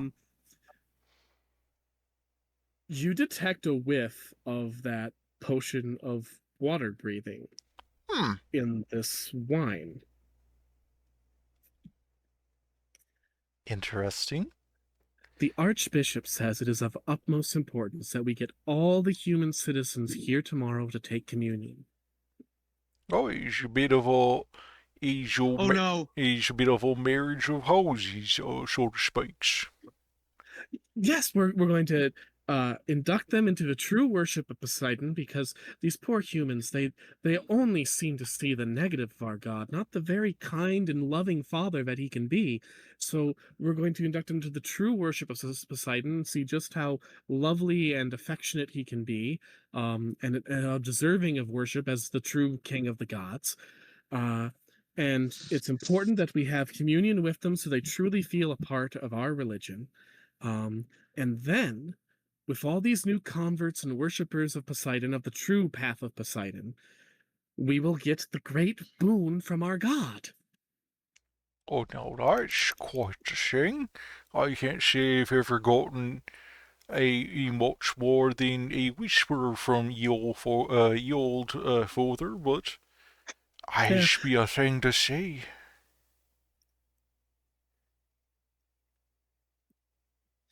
I'm not sure what gods of the sea you have up in Angelsex, but No seem quite as... Sorry. Here, Neptune is a very, very devoted god of the sea. Even beyond that of his predecessor, Oceanus. So, it's a pretty big deal. He's mostly saints of the waters and, the fae folks or whatnot. Not so much in the way of the godly types. I have heard much in favor of ye old Neptunia down here. Well, luckily, we're starting here, but we have plans to do this outreach further and further inland as far as we can go. He's quite a wise, that is. Sees life, and even the old Hilmy folks know that. It is, but if we succeed, that's a better life for the sea. And a better life for the land. Of course. Well, I have to say, this is one of the most exciting things I've heard in quite a while. Well, I'm glad to have you here with us, and I'm sure the others will be glad as well. Thank you for coming, Brother Cadfin. It's no problem. Always happy to lend some aid to a good cause. It's ain't much better than this. She gives you a warm, genuine hug, and then says, I don't know if you know this, but over here we do the sign of the trident to honor our god, and she shows you the sign of the trident. Oh,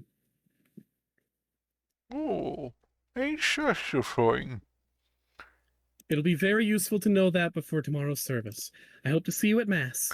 Thank you very much. I'd very much not like to be the odd one out in this case. I must attend to my duties. Of course. Again, a pleasure to meet you. A usual fine pleasure it is, Sister Og Miller.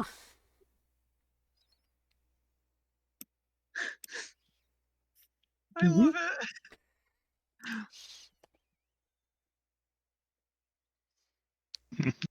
Okay. All right.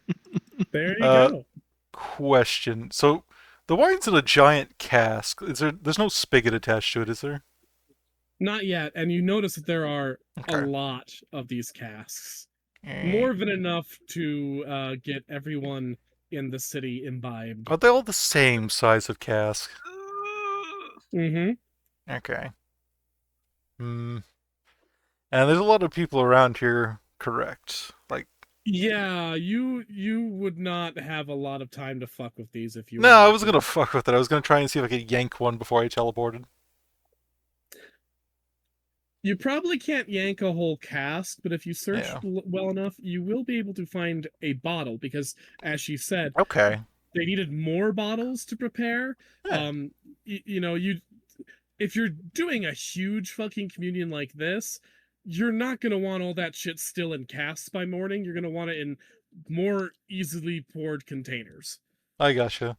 So, there's some in a bottle sitting around. Gore's going to kind of make a little bit of a, not a scene, but just kind of look like ye old wandering traveler. Fuck you words. Jesus. Sorry, being in the voice is ruined to me. Anyways, like looking at the food, like, oh, I should eat that, but I'm a devout brother and I should never. The whole like, he's probably not the only one who's paused at the tables for a little too long and then like known better and walked off. Mm-hmm. But like as he's kind of doing this, like a bit of like out of the side, one tentacle loops a wine bottle and it vanishes into just vanishes into his cloak. I'm gonna say that you have enough experience stealing food sneakily in your life where I'm not gonna make you roll that. No problem. One of Fabio Ultimo rules is if a character's concept would mean that they could just do that shit, you let them just do that shit. I will burn a fab point if I need to. But yeah, so no, you can just grab you can sleight of hand a wine bottle. I'll let you have that. Then after like some hemming and hawing over the food, he'll go like toddle off. And like just kind of like go towards where some of the other sea bishops might be gathering. And he'll find a little hallway out of the ways, and he's gonna pop right back. Beautiful. Right. He's gonna probably reappear in the He's probably gonna reappear right as walking back into the room. Yeah, exactly. He's probably back. He's like, "Oi, Angel, like, I see you've gotten back." Yes. It's from what I gather, there's a.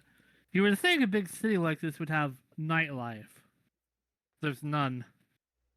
Well, actually, there's Apparently. far too many nuns, so to speak. Ba-dum-bum-ba-dum-bum. Ding. He's, But there's sea bishops everywhere.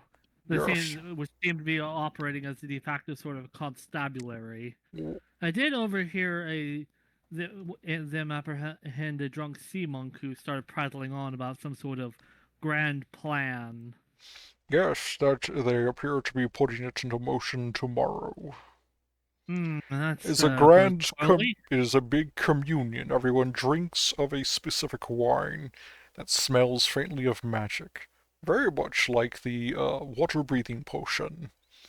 He's gonna, like, pull the bottle out from under his cloak and set it down on the bed. It's in the, room.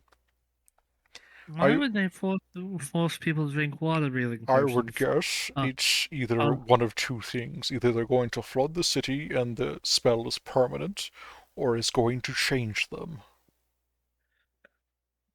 My idea is that it stops people from being able to breathe air entirely, forcing them to the sea. Yes, exactly. That's part of the first option I thought of. In any case, it's not going to be a good time regardless. On the other hand, this persona works like a charm. You do sound like a lot of Selpectish sailors I've run into. I That's kind of uncanny. I didn't use this voice. You actually did catch like two or three words before. Yeah, I mean, you were still in character when you came in. It's not so much a character. This is more a character than that was. Are you Scottish by nature? No, that's not Scottish. Well, I mean, the last few sessions have proved Scottish is a state of mind. Is a very roundabout saying of that's probably his native accent. DZ is making a joke at my expense because my characters kept going into Scottish accents during our Nordic campaign. Not on purpose. It's just pop culture has ingrained the Vikings of Scottish accents so fucking far in my mind that even when I'm trying to avoid it, it just kept happening. Oh, I'm sorry. My brain's like, Viking, How to Train Your Dragon, Gimli, Scottish. It's okay to admit that you were bit by a Scotsman. I actually am part Scottish, so. So, well, once we get that bite goes deep. Once we get everyone together, we can have a look at this potion or wine potion, whatever. Between you and our wizard friend's knowledge, we should have a pretty good idea of what it actually does. Since I am proficient in alchemy and potions, can I parse what the effects of this wine would be if I do a little bit of alchemy? TT? Yes, but you don't even really need to do that much work for it. Upon opening it up, you guys bought at least one of those potions of breathing water. Mm-hmm. Yep. It's that, just mixed with wine in a way where the wine does not cancel out what the potion is. That's weird, considering the potions by nature are temporary. Yeah. It's depending on how much of a dose you get, this could last you a couple hours or even more of a day. If you swigged the entire bottle, it'd probably cover you for a week, but you're probably not going to give everyone an entire bottle of wine, especially not at communion. So it might have something more to do with the ritual to bind this to folk.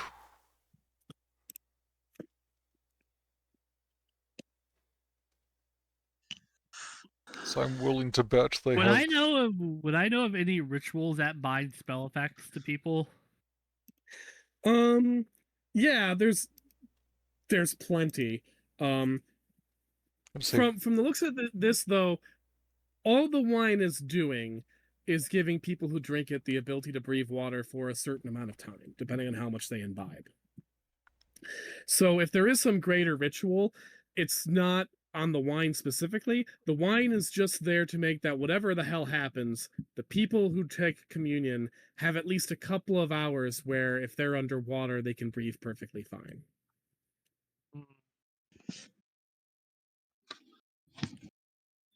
Which is weird if they're on land. Yeah, we haven't tested it to see how it if it just gives you the ability to breathe water or if it switches it with the ability to breathe air. Like we could I just. would say you talked to the sailors well enough. Oh. Like the whole purpose of this potion's delivery was to, you know, your boat's sinking. You want to buy yourself some time to survive. You take this so you can swim as long as breathe water as long as you can, but still eventually get to land. So it wouldn't take away your land breathing ability. It would essentially make you amphibious. Okay. So that implies that the ritual is somewhat more. More. There's got to be more to it, yes. Either way, I don't like the sound of this one bit. If they're Oh, if it was given with full knowledge and consent, that's one thing, but it's obviously not.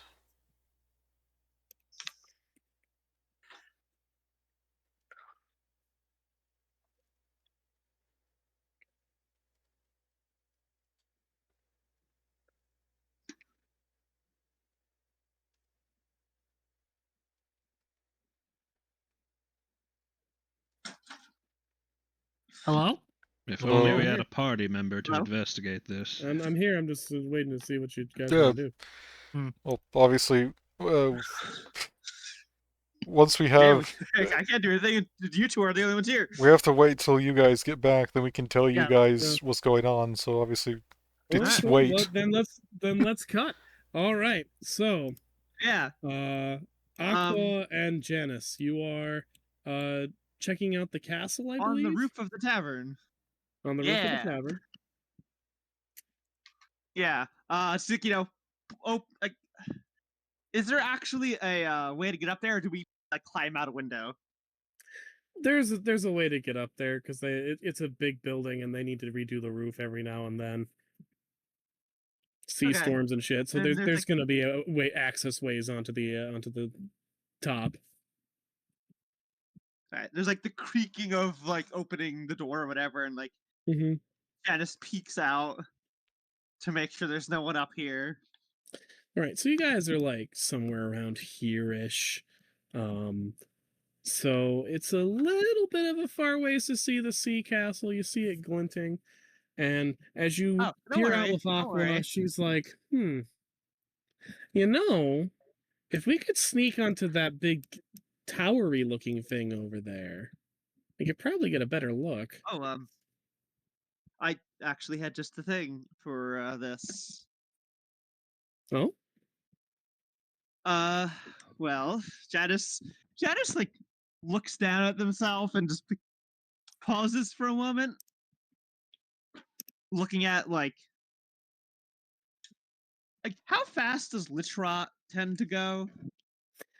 It varies quite a bit. It depends on what spells you're casting, it's really like the strength of the spell and the difficulty of performing it, how often you do them, how often they go wrong.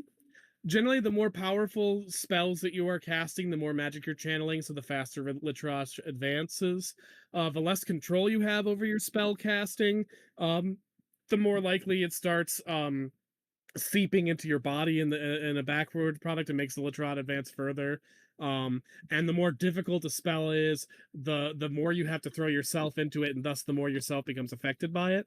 A lot of town wizards don't experience a lot of Lich Rot because their spells are small, simple, and don't require that much effort.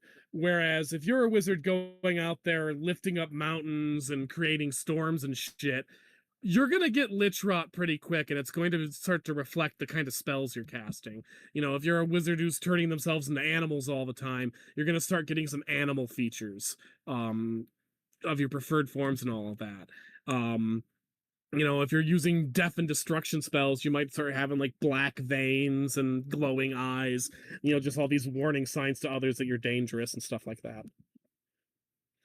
Janice does a lot of healing and nuclear waste. Yeah, you've done a lot of really insane shit.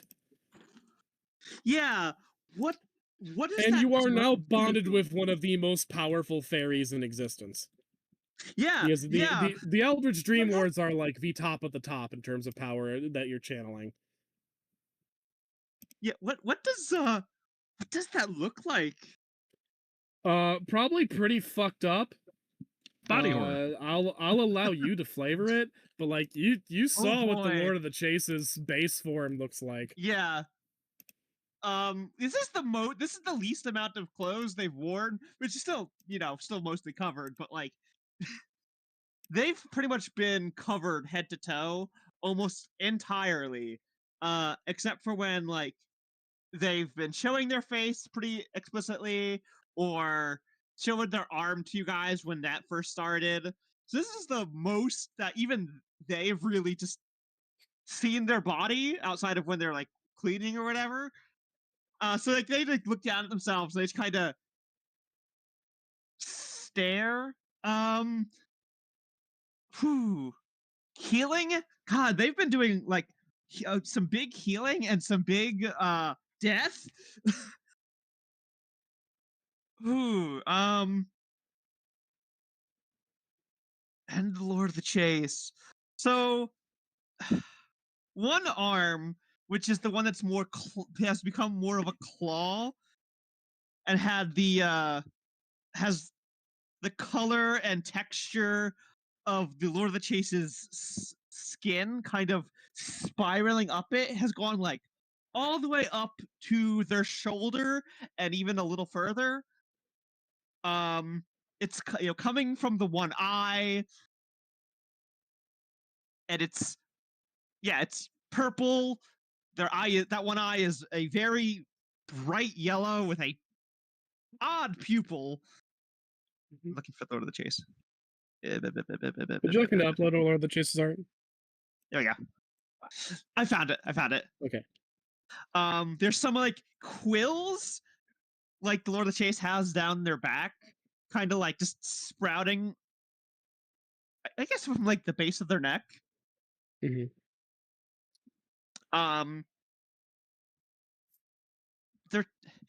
Their teeth have probably gotten much sharper too. Yeah, that's a very common wizard thing in general, sharp teeth. Because I'm a pervert. Yeah. 10,000 years. And God, so the parts that aren't Lord of the Chase inflicted are going to be healing and nuclear waste. Ooh, God. You're gross. You're like if Shin Godzilla and Mothra had a baby. Yeah. It sounds like overall you're just gross. Oh, yeah. I mean, you say that, but like that's actually like when they look at themselves. I'm not here. I know. Stop looking at me through the fourth wall, bitch. Keep going, Nora. You got this. Yeah. I look. She flexes her claw. Turn into a regular nightmare wife. What have I been becoming?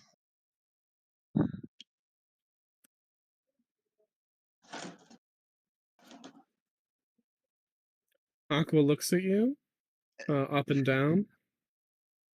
Something pretty cool. What?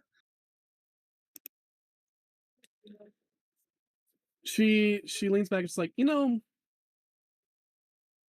we fairies, those of us that are gifted with magic and spell casting, it's pretty limited in how we do. I'm an Undine. I'm a water elemental. I have unparalleled strength with water magic when I'm in fairyland. I'm not good with fire spells. I'm not good with wind spells. I'm not good with earth spells. I know water magic, and that's basically the sum of what I can do. I can try to flex those other directions, but I just can't attune to them. That's the limitation of my kind. Humans, other than dragons, are the only things that can conjure all 4 elements of magic. And that takes you in some strange directions that are unique to you. I'm like any other Undine. I don't think there's any human like you. That's precious. Oh. That's cool. There's a, no mask, visible blush.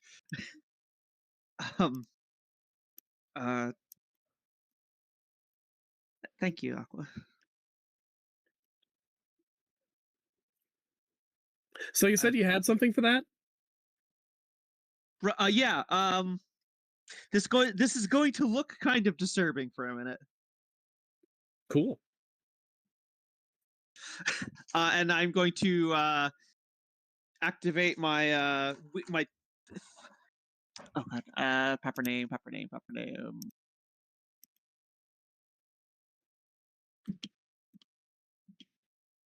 Glasses.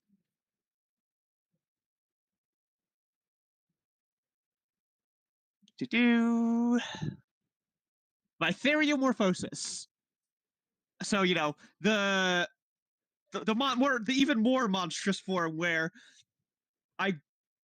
pieces of my skin rip away to form fleshy wings. The claw arm gets even more pronounced. Yeah, just those ones. I only really need the flight right now. Nice. It's like bones that should not move and rip away chunks of her skin with it to make kind of bat-like wings.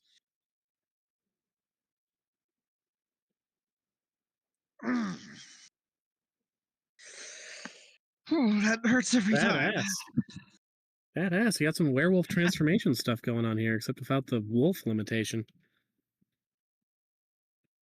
You ever the Lord of the Chase I mentioned you bumped into? Yeah, an Eldritch Dreamlord. I'm still kind of reeling on that one. Yeah, I kind of made friends with it. That's even crazier In than as you much as getting you away. Can. Well, it. So it was. He was terrified when we met it, because if we all die, they don't die. They just. If there's no one to cease. dream, I guess if you're a thing made of dreams, then you're just gonna stop existing. Exactly. And we had. I had to breach that gap in the way they thought and the way I thought. It's kind of sad if you think about it. Yeah. And Your entire existence depending on people that aren't even consciously aware of your being alive most of the time. Huh. Yeah. And I want to help them. And then you're still slumming it with me when you've got one of the strongest fairies helping you out with magic. Hey, you being here, slumming it does not even come close. Come on, you're amazing. Look at you not letting me be humble. Hey, I wouldn't have gotten here if we hadn't met and, done all this. It's true. In a way, I'm responsible for all of this. Exactly. Now, and Janice, like, with the big monster arm, sweeps her legs out from under her. Woo! And scoops her up. I hope everyone listening you're, is enjoying the shipping session of Wake of the Red Death. I know can you're more show attuned. you the world. I know you're more attuned to the water, but I can get us some air. And just gonna take off. Aww. Flying up high, so like we're harder to spot. Mm-hmm. And also not wearing as much white helps with that. Yeah. And I'm going to And you blend pretty fly seamlessly into the direction- night sky. Yeah. Lots of purples and shit on me now. God, I look like stars right now. Mm-hmm. Awesome. Just romance I'm in not this session. I'm not even going for the tower. I'm flying straight towards the castle. All right. You fly over the waters, and as you fly over the waters, the closer you get to the castle, the more you see that there are a lot of sea monsters in the shallow part of the water. You don't know a lot of first-hand information about sea monsters, but you've gotten a lot of second-hand information from Aqua and other sources. The really big ones, your krakens, your sea boars, and whatnot, they're not swimming in the shallows that often. They go into the depths for most of their time, and if they're breaching above, it's because they're hunting something that's breached above. So having so many that you can see swimming like 10 feet below the surface of the water, that's weird and disconcerting. Yeah. One other thing you'll Aqua, note though, there is nothing here that is as big as Calibani. You're seeing this, right, Aqua? Yep. That's a lot of big boys down there.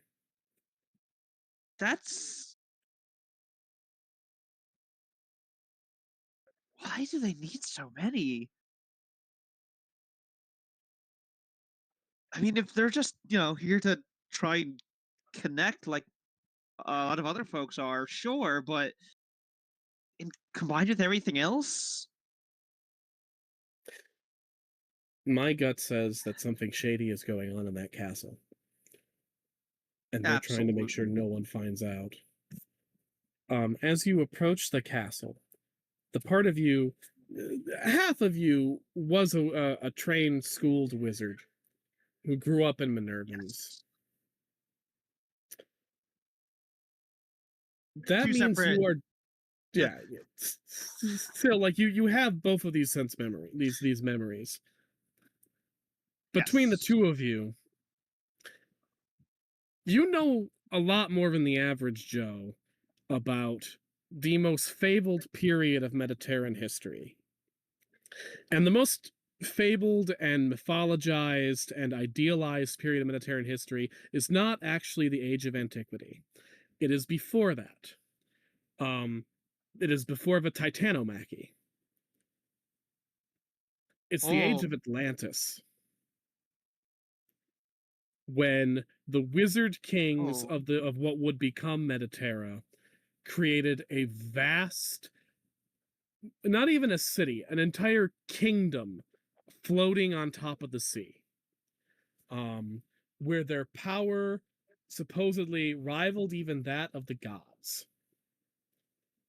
Until at one point, they drilled so deep into the sea, so deep into the earth beneath the sea, that according to legend, a remnant of the first god, Chaos, the god of complete disorder and disharmony, the god that had to be slain to begin the world. A remnant of chaos burst out of the sea and destroyed Atlantis. Something that no magic could counteract or even affect. Something so horrendous and powerful that even the Titans shrank back in fear from it. And destroyed this civilization and dragged all of its remnants into the bottom of the sea.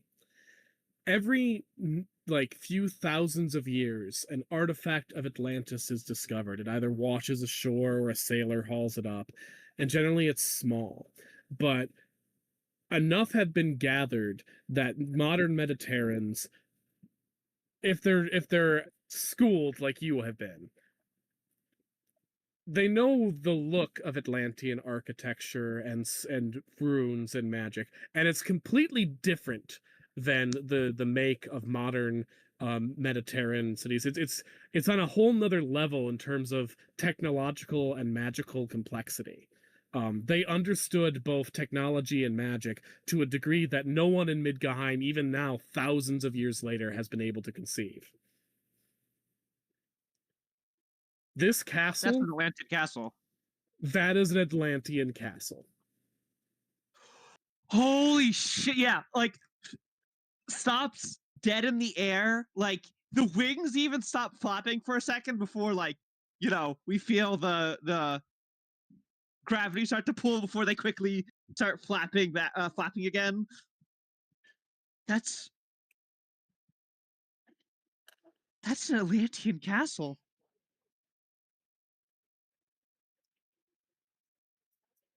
Aqua, that's like her charming, cheerful, plucky facade drops and is replaced with both awe and fear. Yeah. The Atlanteans are the ones that they dug too deep, right? They awakened something that was anti-magic.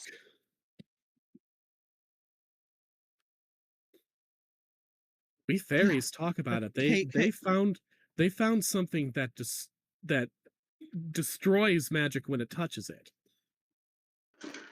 The kind of thing that could make a fairy die just by standing in their vicinity. Why the hell would you want to dig up what they were digging up? There's like they tight that when she says that, Janice does like hold her a little tighter.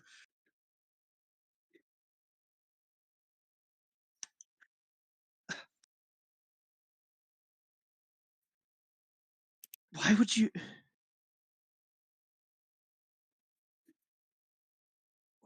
mess with something that brought out chaos? I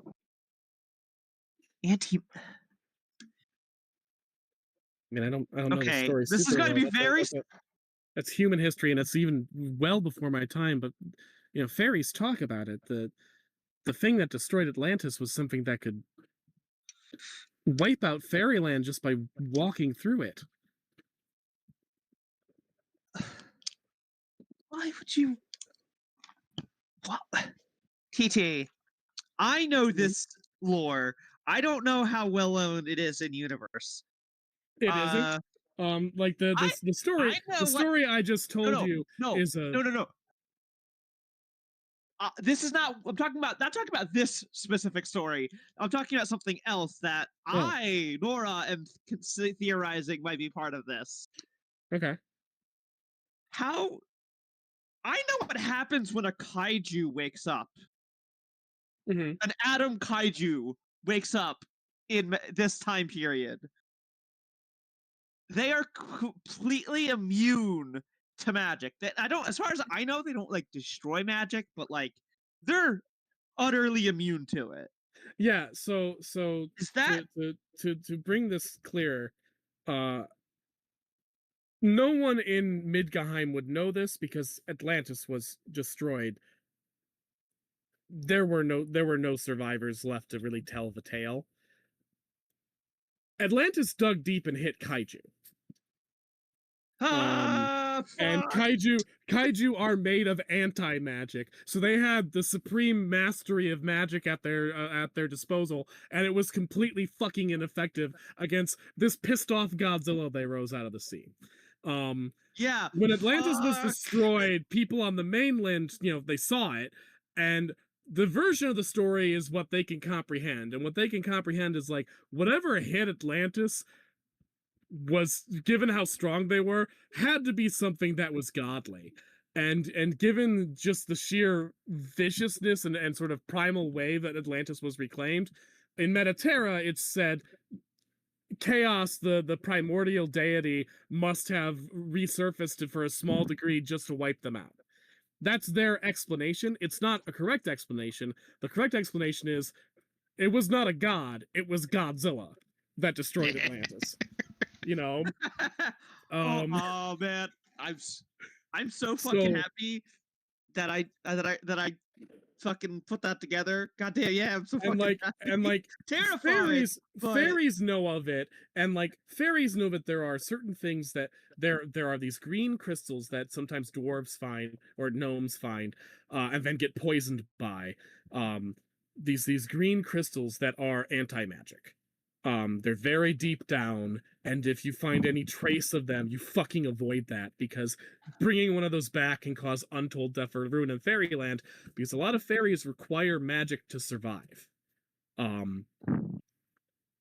So when Aqua says we don't know what exactly destroyed Atlantis, but we do know whatever it was could kill fairyland by walking through it, she is right, and the fairies are right. They know enough about what destroyed Atlantis that what it is would be anathema to fairyland.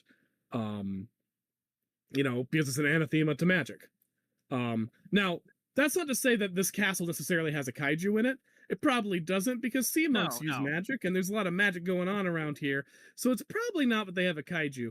But just the fact that, like, there's an Atlantean ruin here, one, means they have access to some magic and technology that, according to legend, is beyond anything anyone has ever been able to create. The few Atlantean artifacts that have been discovered and studied, most wizards don't know how to even begin using them. They're written in a completely different rune language of magic than anyone has ever seen before. You can sort of pry some secrets out of them. I'm gonna say right here that, like, probably some study of Atlantean objects did lead to better understanding of what would eventually create alchemy and the creation of Philosopher's Stones. But alchemy is a pale imitation of Atlantean magic. Like, no one has been able to figure out how to use these old ancient mastered things, but from what wizards can tell by researching them, they would be incredibly powerful if used. Which means it's all the more important to actually understand what you're doing before you start fucking with them. And here's a whole castle full of it. So what you're saying is Atlanteans had magical technology that could make a Philosopher's Stone look like a bauble. Yeah. If you had access to Atlantean technology, you could probably start mass producing Philosopher's Stones. I think you should come back and help tell us this.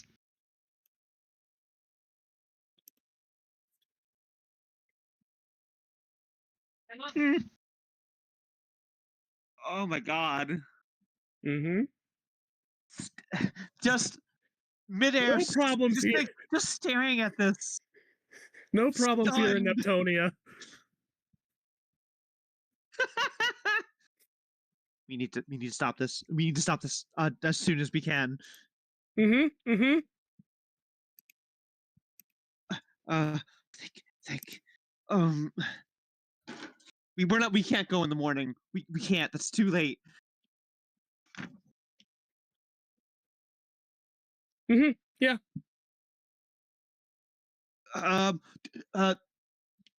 Like has the crystal ball. Do you have a crystal ball? Yeah. Okay. Can I? Okay. I've she only brings got it out and gives it to you. Okay. I'm carrying her. Yeah, Oh, you can. I can't. It's not like a fucking huge fortune teller crystal ball. This is a True, more true. personalized crystal She's ball. holding the Which phone means up it's to a your bit more ear. limited, but like it's essentially a cell phone rather than a group communication device. You can't Zoom people on this, but you can have one-way conversations. Leica, Oi. you have the crystal ball, right? Those Generally speaking, you've held on to. that were Alex. Oh God. Ooh, which is funnier, Alex? The crystal ball starts ringing. Alex, Very frantically. Alex, you are wrapped up in Dosa. I'm just imagining it starts ringing, Literally. and Dosa reaches over, grabs it, and yeets it out the window. No, she knows it's too valuable for that. I know. It's for the It's bit, funny, damn though. it. It's for the bit. It's funny, yeah. Yeah, it's fucking. You I don't know what it looks or sounds like when a magic ball is ringing. I like to imagine a I pleasant would crystal say- chime. I would say it glows and pulsates in a musical, pleasant but attention-getting way. Okay, the music playing is Night on Bald Mountain. Technically allow it. pleasant. I'll Yeah, allow it. so that. After a few moments, it's like, yes, hello? Alex, Yeah? you need to get the others ready now. There's an Atlantean castle out here. Oh, Just that? okay. Just that. I'll give you explain more. Gore will know what's fucking terrifying about that. Leica too, maybe, but the others need to get ready now. Yes, Now, I'm Alex. I'm sorry. I don't know. I know you were trying to rest for the mission in the morning, but we don't have time anymore. Dosa's head like snakes in to the call. What the hell is going on? Dude, Dosa, do you know Dosa? They're the same Hi. room, that's not weird. Whatever. Okay, but like her head is snaking in like up next to Alex and just like Look, right. I'm not clueless about what you're implying. I am understanding the implications. I'm thinking about the implications. Yes. It's like 3 Good, a.m. you should. Dosa, there's an Atlantean castle out here. Okay. A whole fucking castle. Those are like really old people, right? Dosa. I didn't Dosa, go to your Atlantis? fancy school. I know. I'm explaining. Atlantis dug so deep that they woke up a shard of chaos, the god that needed to die to make our world, Okay, and big that bad, shard big- destroys magic. All right, big bad magic guys, I got you. Or Dosa, magic. That Gore, any Alex, fairies, for anything the that sake needs of magic. sanity, is turning off the ball. Yeah. Because because Janice is clearly panicking, and yes. Dosa rubber band snaps off of you back into just being yourself. It's like, all right, clearly we got to get ready to do some bullshit. And then her cloves form on her body, and she starts getting herself together. Because as soon as they get back here, we're gonna be dealing with Atlantans. yeah, and a college graduate who very much wants to inform everyone that she's a college graduate. Yep. Hey, I have nothing against the city of Atlanta, but sounds like they're doing some bad things. I mean, it's the same problem as always. It's just bad people with too much power at their disposal.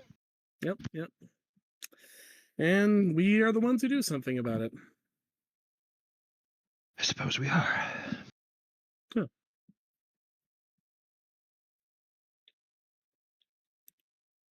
Huh.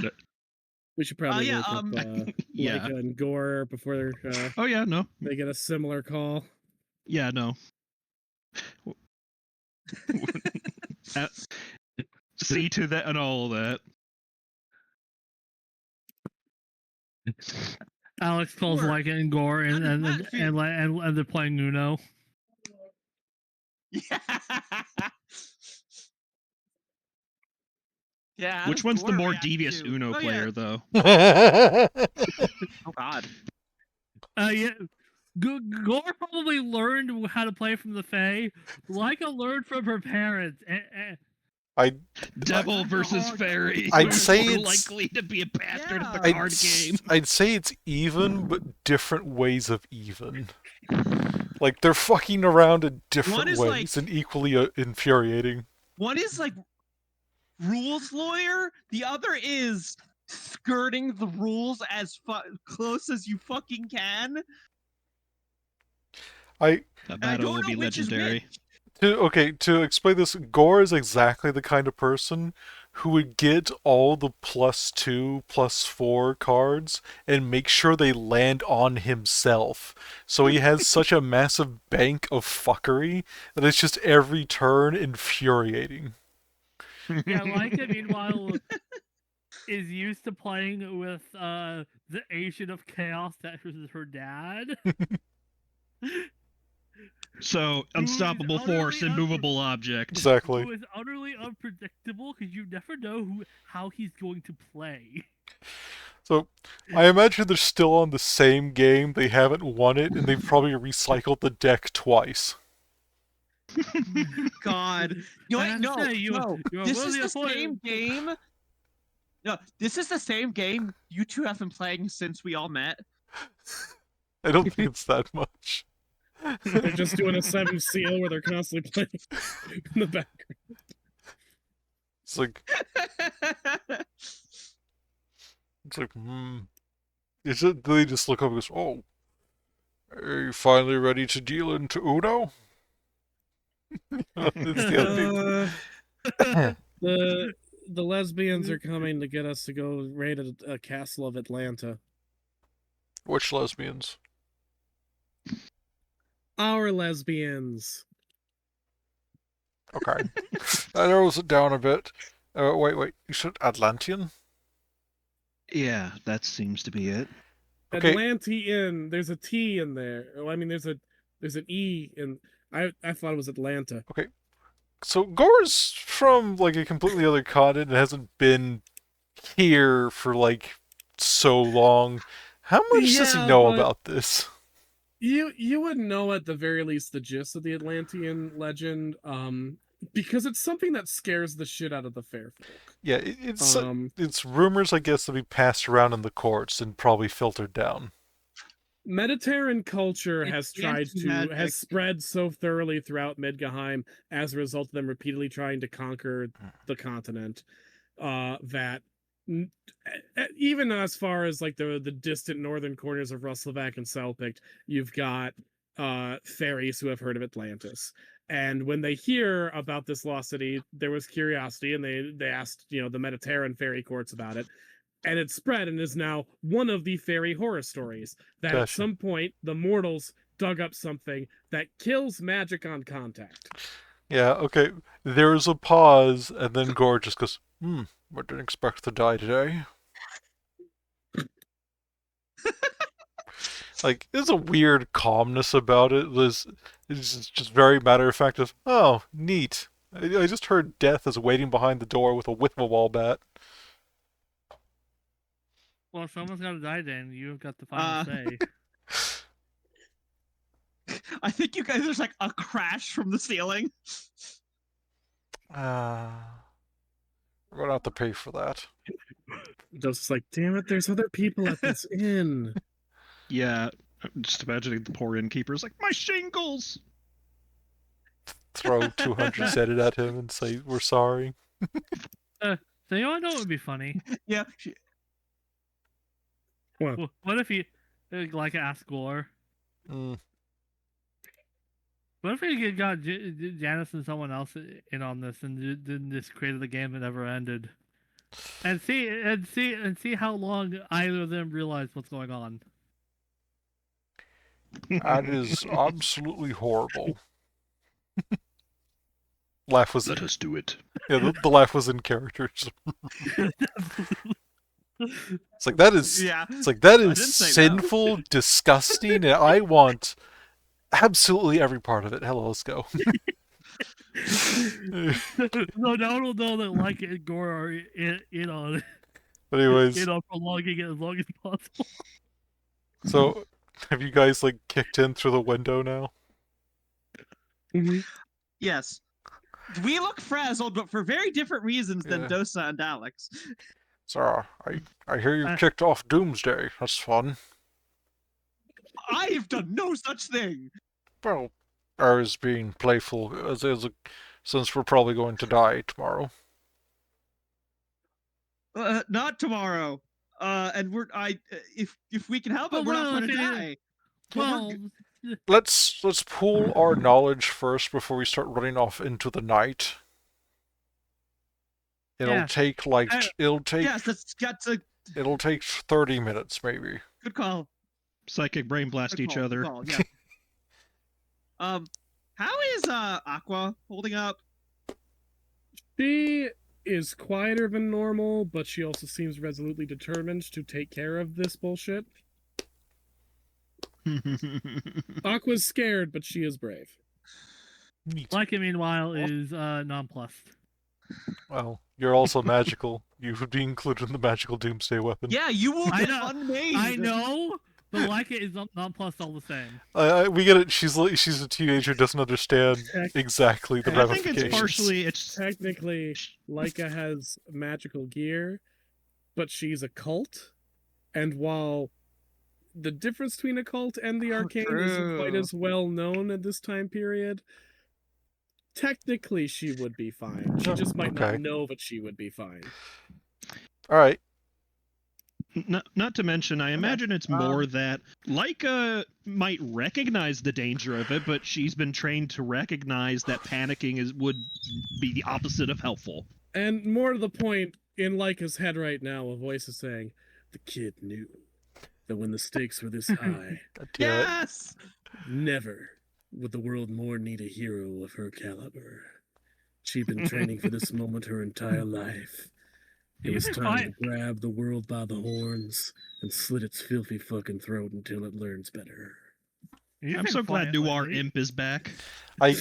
Every time you do like so badly want to go, "Hey Jeff, your sandwich is here." Thank you.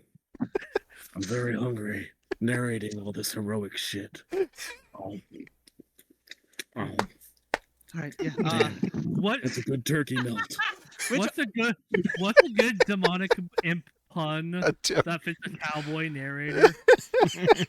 I don't know. We'll have to think about that. Obviously, he would be named Desperado? Angel Eyes. Angel Eyes after the big bat from Okay, Good, the Bad, the Ugly. Angel Eyes DM.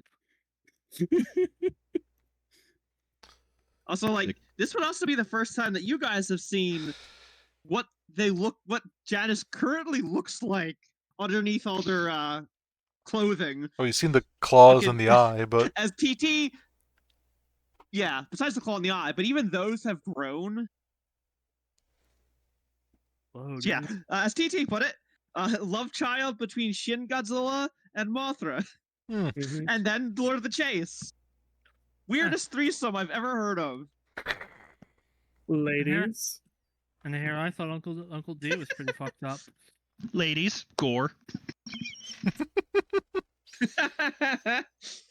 So that means Alex is included in ladies? Okay. Honorarily. Demi. Yeah, that's fair. Yeah, he's pretty Yeah. enough. Yeah. Okay. In fact, I'm prettier than some of the girls. Yes, you are prettier than Janice. Hmm. Well, the Janice is only kind of a girl. I mean, bitch, you never saw me in a dress. Anyways. So I didn't say Leica. But that was at Alex. So let us compare notes and everything. Gore tells him of Yes. Okay. the wine and the like with diluted potion in it, which is absolutely fucking normal and not really an issue. And they theorize that tomorrow, the big day, quote unquote, a ritual or something's taking place that might permanate it a bit. Okay. With my knowledge, is that like that was a fairly simple water breathing potion, right? Yep. Is that Well, that would here's be the thing. With your knowledge right now, and what you just saw, you're thinking about civilizations falling into the sea. Yeah, okay. I'm just gonna say it. I think they're going to flood Neptunia and then move further inland Yes, and just keep flooding everything. If they they've if they have some sort of strange magic technology, I'm like, theoretically they could have some sort of Leica? mechanism that causes earthquakes Mass and thus baptism, if you tsunamis. will. Leica? What? Leica? The Atlanteans had magical technology that could make philosopher's stones look like So we're child's seeking this play. place again, right? I Yep. don't think Yes. seeking it again is going to help anything. Probably going to have to smash it. No, well, yeah, we're going to destroy it. None of the sea monsters were as big as Calabani. If we get rid of the We Aduntian need tech, to get that's probably all their plans. the Atlantean tech is dangerous to all of us. Say they themselves didn't have the anti-magic, but they woke up chaos, which was anti-magic. So the stories didn't say that they had it themselves, which is good considering all of us here are magic. We get the picture. But if they fuck around, they could wake it something else like it up. Yes, we're aware. I'm sorry. This is. You need to calm down. We're just going to have to blow up another building. Like a.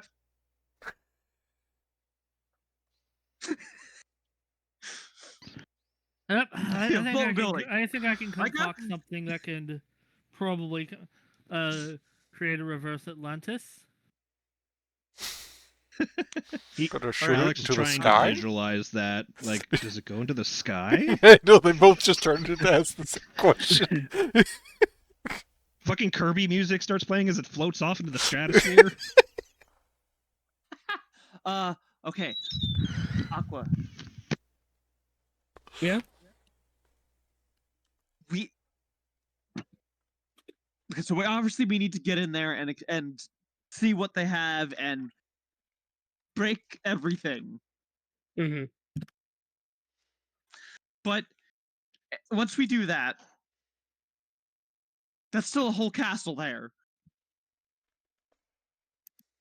Calabani may be able to help just demolish it, but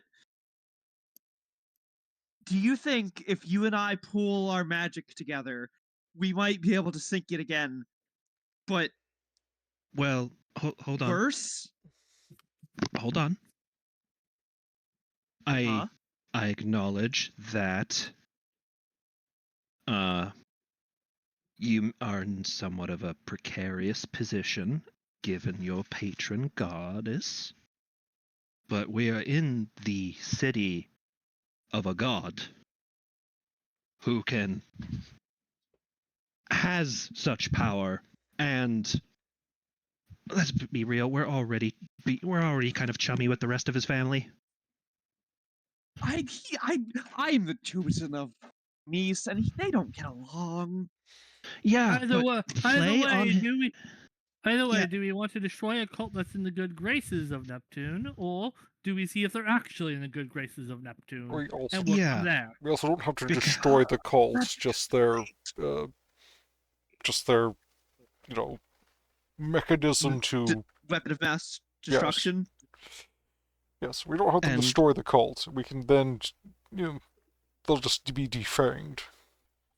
Well, think of it this way. Just play on his pride that apparently some of his children think they are so mighty that they can command forces. Let's talk about that Let's not talk about playing a god. Let's not go that far. Just Yeah, first I do not- ask if he condones or encourages them.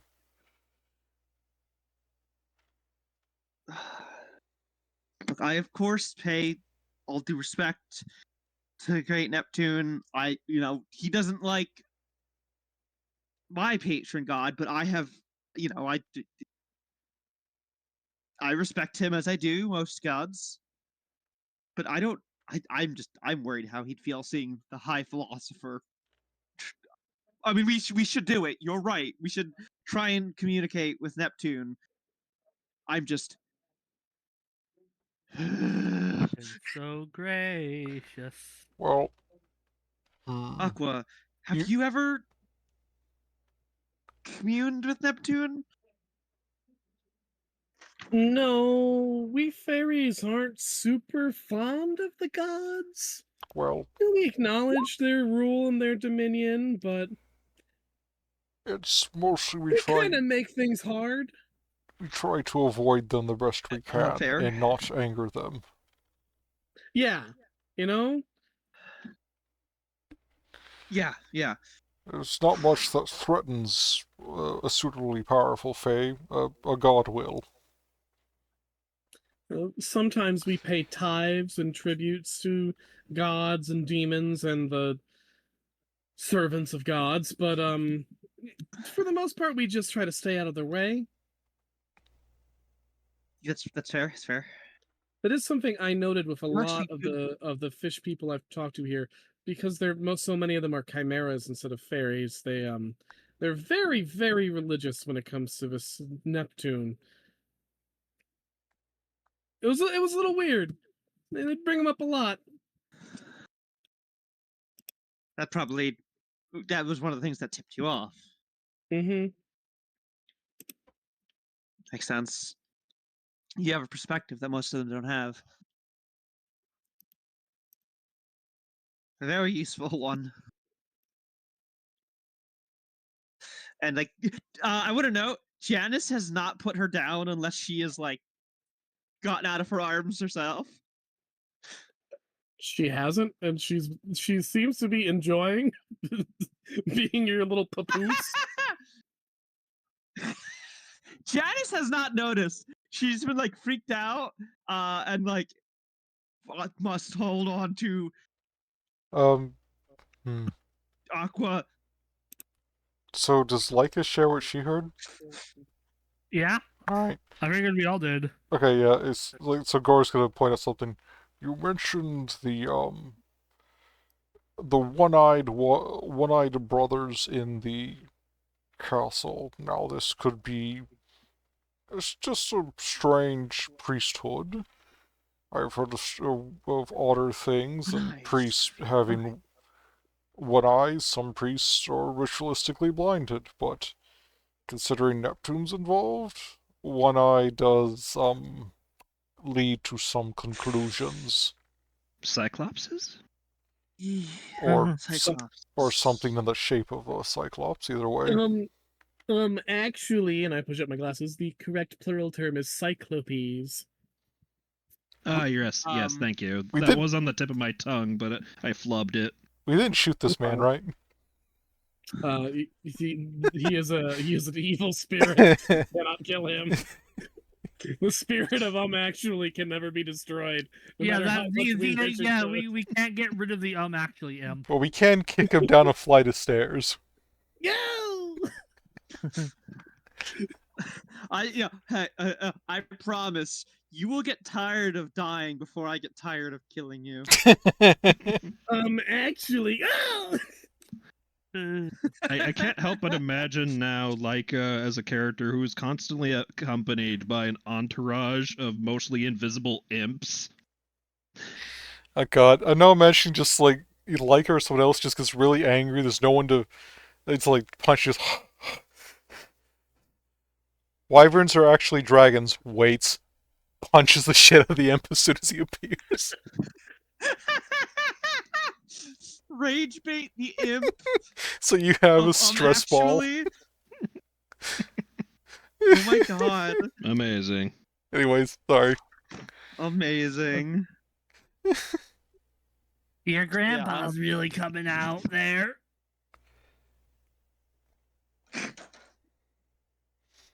Okay. So Actually, the imp is definitely an imp of wrath because it exists to make people angry. Yes. Abaddon's strongest soldier. Actually, I think the actually imp would be an imp of envy. Because when you actually someone, you're seeing that they're knowledgeable and respectful in some part, and you want to tear them down to build yourself up. That is the actually impulse. It's like, this person is saying some things that are smart, and I hate that because it makes me feel less smart. But I know something they're wrong about, so I'm going to bring it up in public and humiliate them so I can feel like a big person. Disregarding every other thing they said, just so that I can make them feel horrible and worthless. It is totally a sin of envy to actually someone. And then when someone actuallys you, the feelings that you feel are also envy based. It's you going like, nothing I did was worth anything because I got this one thing wrong. This fucking asshole, I gotta unload on them. I gotta prove that they're wrong.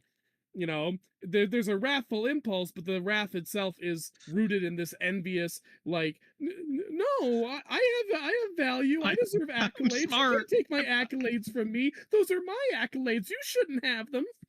I swear I'm smart. I'm not I know owned. things. I am not owned. As I shrivel The into a actually imp is an imp of envy. It's an imp of Sheol. Amazing.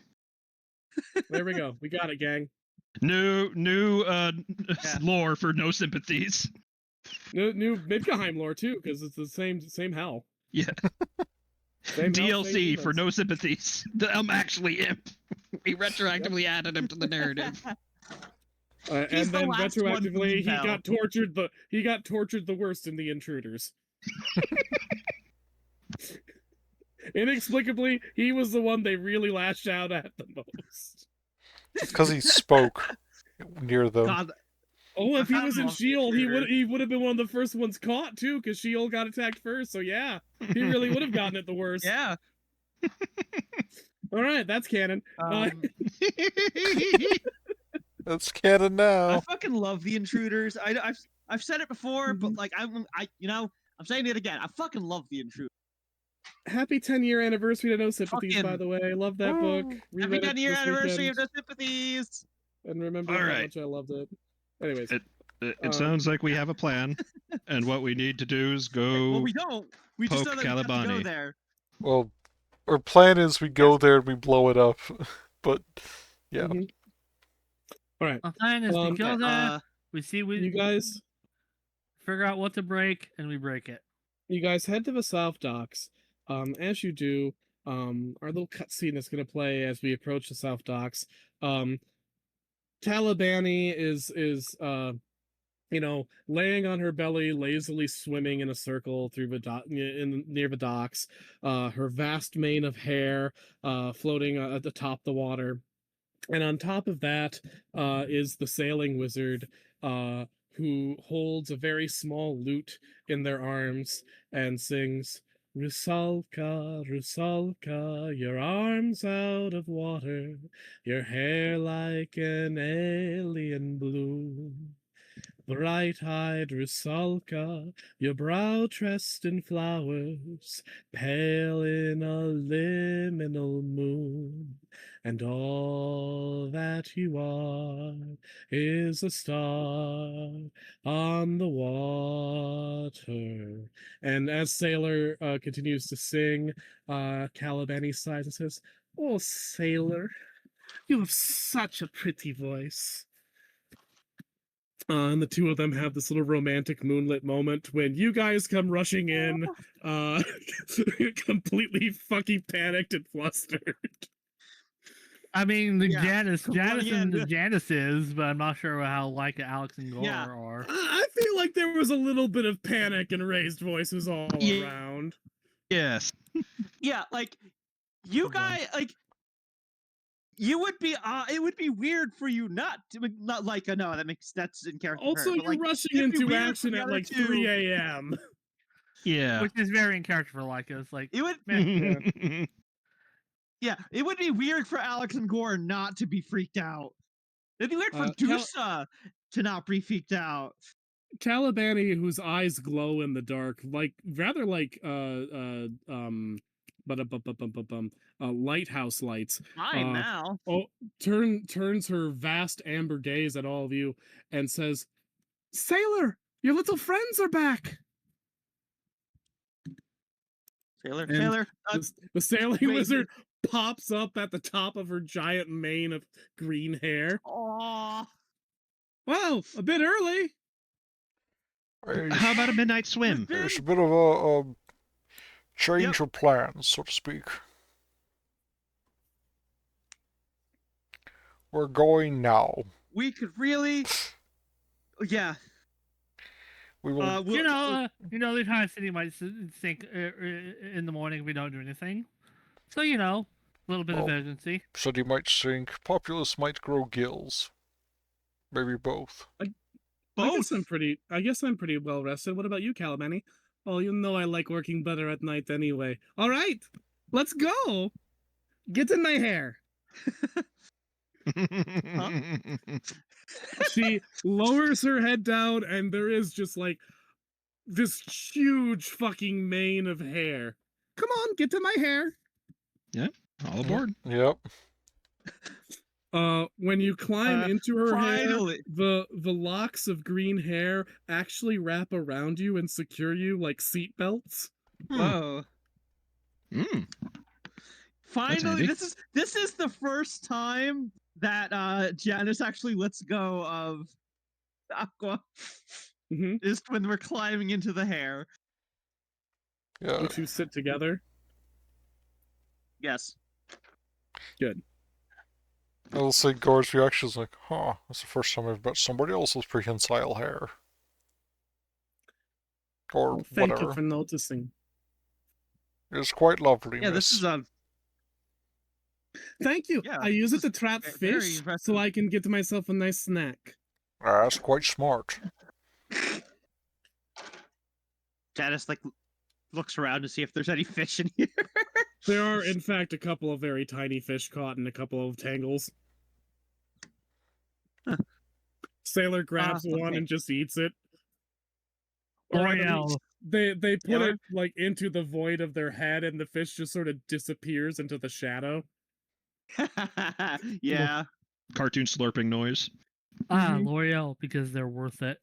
Less a cartoon slurping noise and more like that stock sound effect when something like magically slips into the void that you get in like fantasy games. Like that. I was imagining the Minecraft eating effect. To the shadow realm with you. There's no teeth. There's no teeth to chomp. It's like a really disconcerting, like it's the sound that like the non-existent real world sound of like what you feel it would sound like to just be like swallowed up by shadow. You know, like when you step through a portal in Dragon Age Origins and end up somewhere else, there's a special sound effect they do for it. It's that sound. Yeah. Okay, Sailor, Calibani, there are a bunch of sea monsters. None of them were as big as you, Calibani. Well, good. If they try to stop us, I will rip off their heads. Yeah, you will. I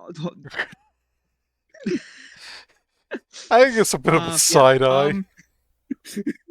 It's like, yeah, you will. It's like,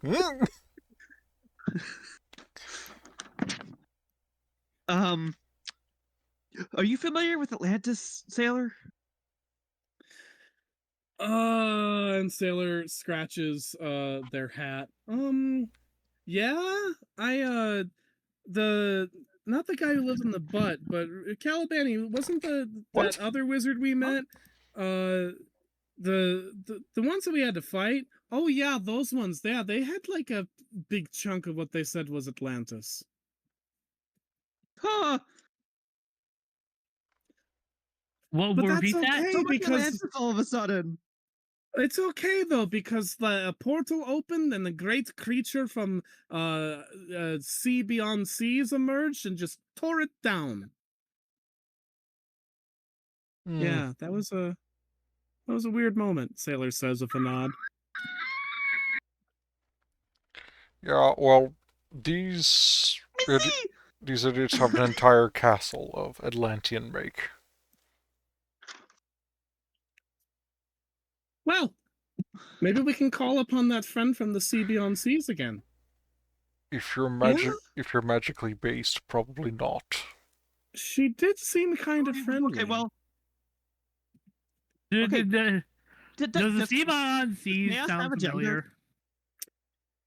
The sea beyond seas, if anyone would like to make a double insight check of 16, if you are of fairy descent, I will give you a +2. Danke. Or if you know a fairy very well, I'll let you have it too, Janice. Let's see. Yippee! I am. Just Nope. I was just. close. That was a 13. I was 4 short. Vaguely familiar to the two of you with fairy background, but you can't quite pin it.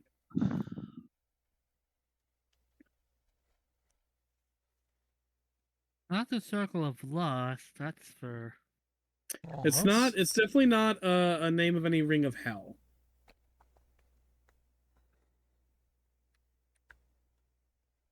And it's not a term for anything in the mortal world. There are some terms for what people think lie beyond what's known of the ocean around Midgahheim. But generally they just call that the corner of the map. The sea beyond sea sounds like something different. Aqua, is that does that sound like a fairy sea?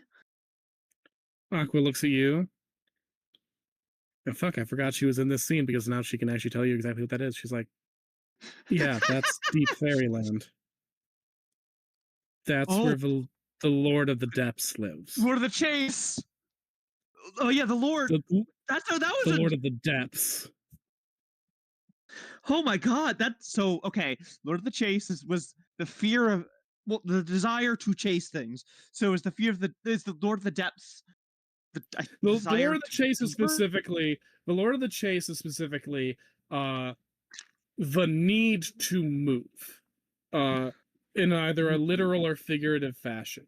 It can be the need to chase, it can be the need to avoid being chased, it can be the need to just get away from what your current life, like the ambition to be something else, to do something else, to move forward. It's just this need to move. The need to learn. That's what the Lord of the Chase is. Yeah, the need to learn, the need to excel, the need to become something else, to move from what you were to what you need to be. The Lord of the Depths is the primal feeling of the vastness of the world outside you and how you can very easily be swallowed by it and completely lost inside the vastness. It often takes the forms of nightmares about drowning and sinking. It is the knowledge that there is far more than you in this world, more than you could ever hope to contemplate, and just how small that can make you feel.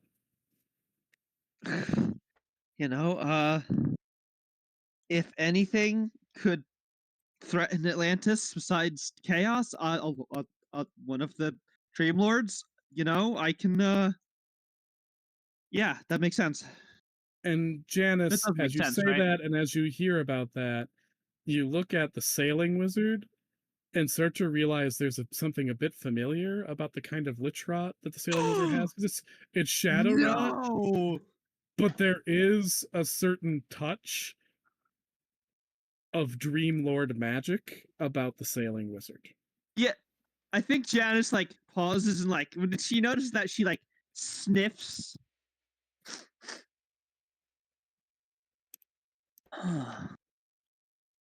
And you had interactions with the Lord of the Deep. Um, uh? Sailing Wizard shrugs. There was this sea beyond the sea that we sort of that we the people connected to, and then this very large, kind of intimidating, but also pretty nice monster came out from there. We had a little bit of a chat, and Was this I don't monster know. kind of alien in the way Yeah, they communicated? yeah. Caliban's like, I've never seen anything like it before or since. Yeah, but it's friendly.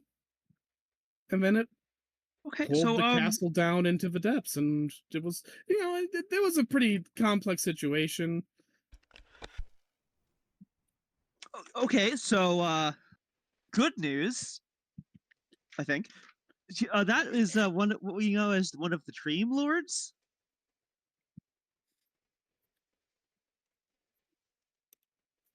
Hmm. They are embodiments of concepts, ideas, dreams. They're like fairies, but more. It's like fairies are almost magic incarnate, but they're that. But there was a there was they came from something, usually something physical, like that is common knowledge, right? That like goblins used to be frogs and the like. Yeah, Yeah. it's known that like most fairies are mortals that wandered into fairyland and adapted to it the way that Ambulocetus adapted into becoming a whale. You Okay. know, they're from the mortal plane. Their ancestors are from the immortal plane, but they have evolved to adapt to a very different environment, an environment that's far more rich with magic. Like Aqua's lineage does not start in fairyland. It starts with a fish that swam into a fairyland lake. Gotcha. So like Gore, his people came from frogs that found their way into fairyland. Or Aqua, hers came from fish that found their way into fairyland. And their bodies, they acclimated to the magic of fairyland and have become these amazing magical people. It's magic that's different than like say humans or even sea monsters, like nodding at Calib. Okay, Calibani's everywhere right now, so the Lords of the Chase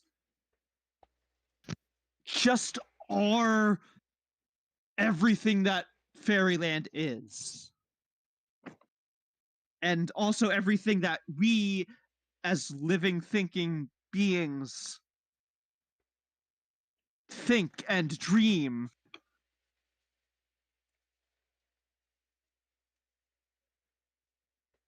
Wow. There, Sounds like you got a really good friend there, sailor.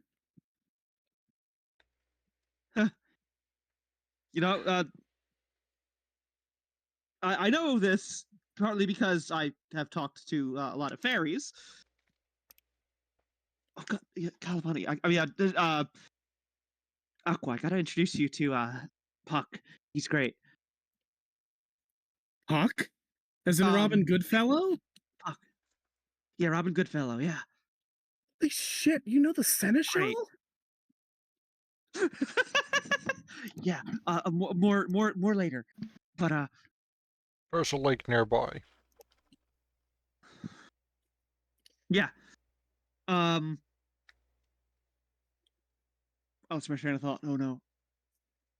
Right. I know this because I too have had an interaction with Lord of the Chase, a Lord of the Dream Lord, like you have, Sailor. This and like because she still doesn't have her robes and stuff back. Core still has those. Yeah. She like waves around her fucking fucked up monster arm. Did this. by our interactions. Just like you and the way your Litrot is. It's the same kind. Obviously for a different Dream Lord, but it's the same. I can smell it on you. Oh. That's a very weird way to put that. See, well, okay, well, ever since my meeting with the Lord of the Chase, I'm not offended. I'm sorry. I shouldn't have commented. Okay. I tell him I smell things on him It's all new. the time. Oh, okay, yeah. There's some new senses that have come with this that I'm still learning to deal with. Like, I sometimes when I see somebody, I just have the urge to see like stares off into the middle distance, chase them. Oh. Yeah, sometimes I have There's the like urge to just walk into the water and sink as far as I can. Janice. I imagine Janice and Sailor both have an uncomfortably long pause as that, like, they both think about those respective things. Sailor doesn't actually think about it, does not realize how weird of a statement that is to say.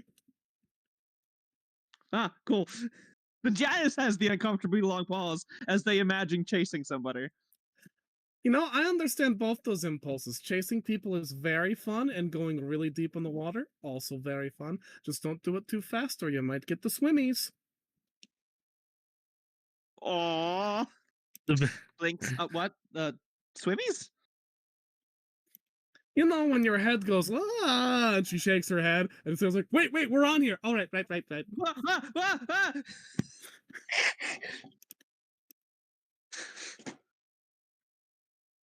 Yeah, gotcha. Is there a name for that, or is that not really? The bends. I mean, like in real world, it's called the bends, but like, yeah, humans would call it the bends. Guy, Humans would call it the bends. Oh, yeah, humans call it the bends. I'm not actually sure why we call it diver's the bends. disease. Maybe because when humans go down the water really deep, their bodies just bend into a little ball and they're all crushed. Hey, so you're not going to bring us down that deep, right? No, we're not going to go anywhere near that deep because you need to breathe. So we're going to be right here in the shallows. Besides, Sailor's the only human I've ever known who can go that deep without getting all. Oh yeah, you are absolutely friendly with the Lord of the Deep. No, all Yeah, I she can was really imagine nice. is Calabani knowing a cute little blobfish. Aww. Okay, so calling on the Lord of the Deep could be a genuine solution. There was a time when we were we escaped a collapsing section of deep fairyland, and philosophers. No, I wouldn't say that in front of Sailor and Calabani because like they don't need to worry about all that stuff too. Yeah. Someone was trying to grab a magical object that we were trying to grab, and several of us almost died, but I called for help from the Lord of the Chase, and they pulled an entire castle into deep fairyland. Well, these Dream Lords seem like really nice guys. Okay, I wouldn't say they're nice or bad. They're both simple and complicated. It's like trying to talk to a tree. That might not be the best comparison, considering there are ways to talk to trees. I'm aware. I've met them. Well, there are ways to talk to other Dream Lords, so in a way. So, but like, point being, you know what? They have good on you. You're right. Points of view completely different from your own. They like their concepts, their opinions, almost antithetical to anything you can consider. They work on a logic that doesn't make sense to you unless you put yourself in their shoes, so to speak.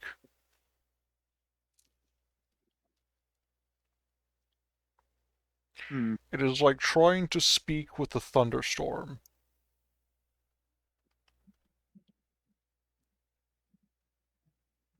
Hey, Leica, Oi. you're pretty knowledgeable about your family history and like relatives. Knowledgeable about one, not so much the other until somewhat fairly recently. Ooh, sorry. Uh, I was just. I was going to ask if you had any idea what happened if like a demon got stuck in fairyland. If that would do anything. would Leica know? Demons can't get stuck in fairyland, even in the deep parts.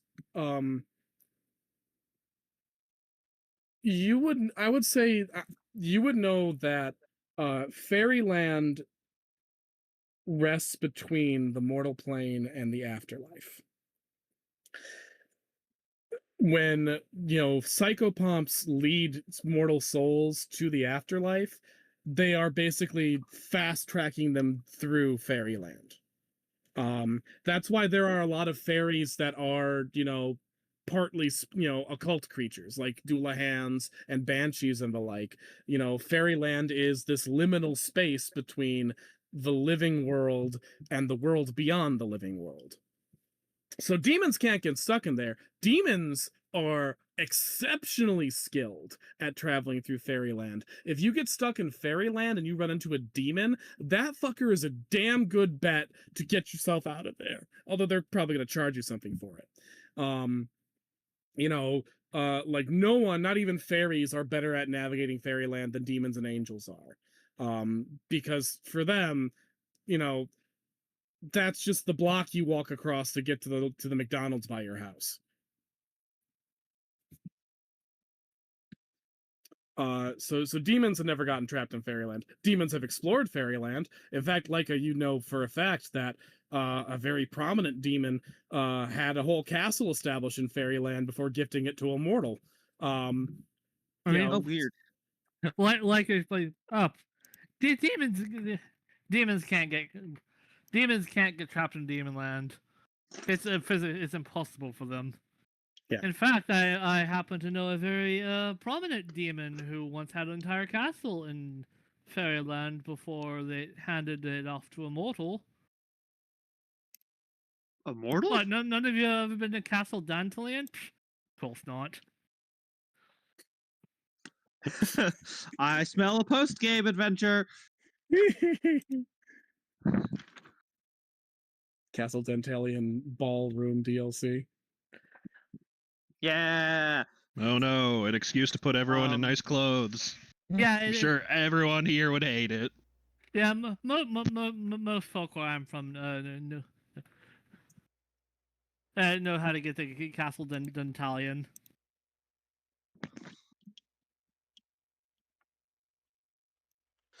Yeah. All right. As Aqua says, All right. so we kind of are on a time crunch, right? Yes. Kind of. We need to get this done before morning. All right, then let's do it.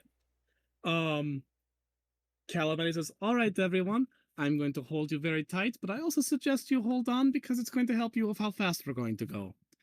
And you see her massive Leviathan tail rise up behind her as it stretches out to its full colossal length. And you're really reminded just how fucking enormous this mermaid is. And then you feel literally hundreds of tons of muscle lash with all of its prodigious strength and kick up massive, like 20-foot waves in its wake as she surges through the water. You realize that this very plucky, sweet creature is nonetheless a fucking living force of nature in her natural habitat. As the Kalabani ocean, is basically a kaiju. she is literally a kaiju in this universe. Like, she is literally Godzilla sized. Yeah, like I mean, it's mostly she in would her be a tail, match but for still. She would be a match for a kaiju in a physical confrontation. It's just that they have Yamani on. Yeah. Like, she is the size of a Showa kaiju, maybe a little bit on the small side, but she's still like the size of a Showa kaiju. She's fucking enormous. She is tearing That's open the great. skin of the water as she surges forward, this massive leviathan, and it is a matter of minutes before you see the castle close. And if you look at our big map, the castle is not super close to the South Docks. Jesus. She's just really fucking fast. And as she surges forward, you do see sea boars and krakens and other monsters in her wake. Most of them see this monster coming towards them and just peel the fuck off. They are not dealing with this nonsense. But a couple of the larger ones do, after a bit of trepidation, move forward to stand their ground. At which point you see the Calibani rear up out of the water from her waist, still kicking with her massive serpent tail to maintain speed. And as a kraken lashes its 6 large tentacles out at her, she reaches forward through the tentacles, grabs its head with her claws right between the eyes, and digs them deep into its brain. Before flinging it aside at another monster, and the other monster is clobbered by its corpse. A very large sea boar opens its jaws and reveals its tusks as it lunges for her, and Calibani digs her hands into its mouth and fillets it in one swift stroke. And at that point, any of the other brave sea monsters decide that bravery sucks and turn tail. And you guys reach a safe entrance to the castle.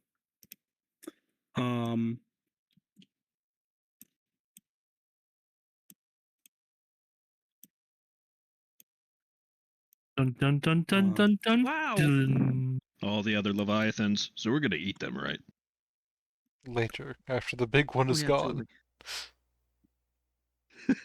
Calibani deposits you all on the surface and says, "Sailor, we should wait out here to make sure that they still have a ride." Yeah. You guys don't mind if I wait with Calibani, right? She doesn't like to be alone that much. No. No, not all. I think we got it from here. No. Is that That's great. Right. And he goes up to her and she leans down to him and he strokes her big head and says, "You did such a good job." "Well, thank you. Did you like it when I grabbed that one and I split it in half?" "Yeah, like a banana." What is banana? It's a fruit of the sea. Okay, if we blow the horn, I think that's going to be a signal to tear this place apart. Or book it. Okay. Oh, oh yeah, that's a good point. Because like if we don't come back, Well, it's more like we could, or probably setting up something to tear this place down. We don't want to be in the epicenter. I mean, my thought was if we're not going to make it, we'll send a signal to just demolish it. You know. How about 3 blasts means it's we won't be able to come back. Yeah. 3 blasts, we're not going to make it, and just let this place have everything you've got, Kalabani. Actually, let's rectify that actually, because we ran out of the time. 1 blast, 1 solitary blast means we can't make it.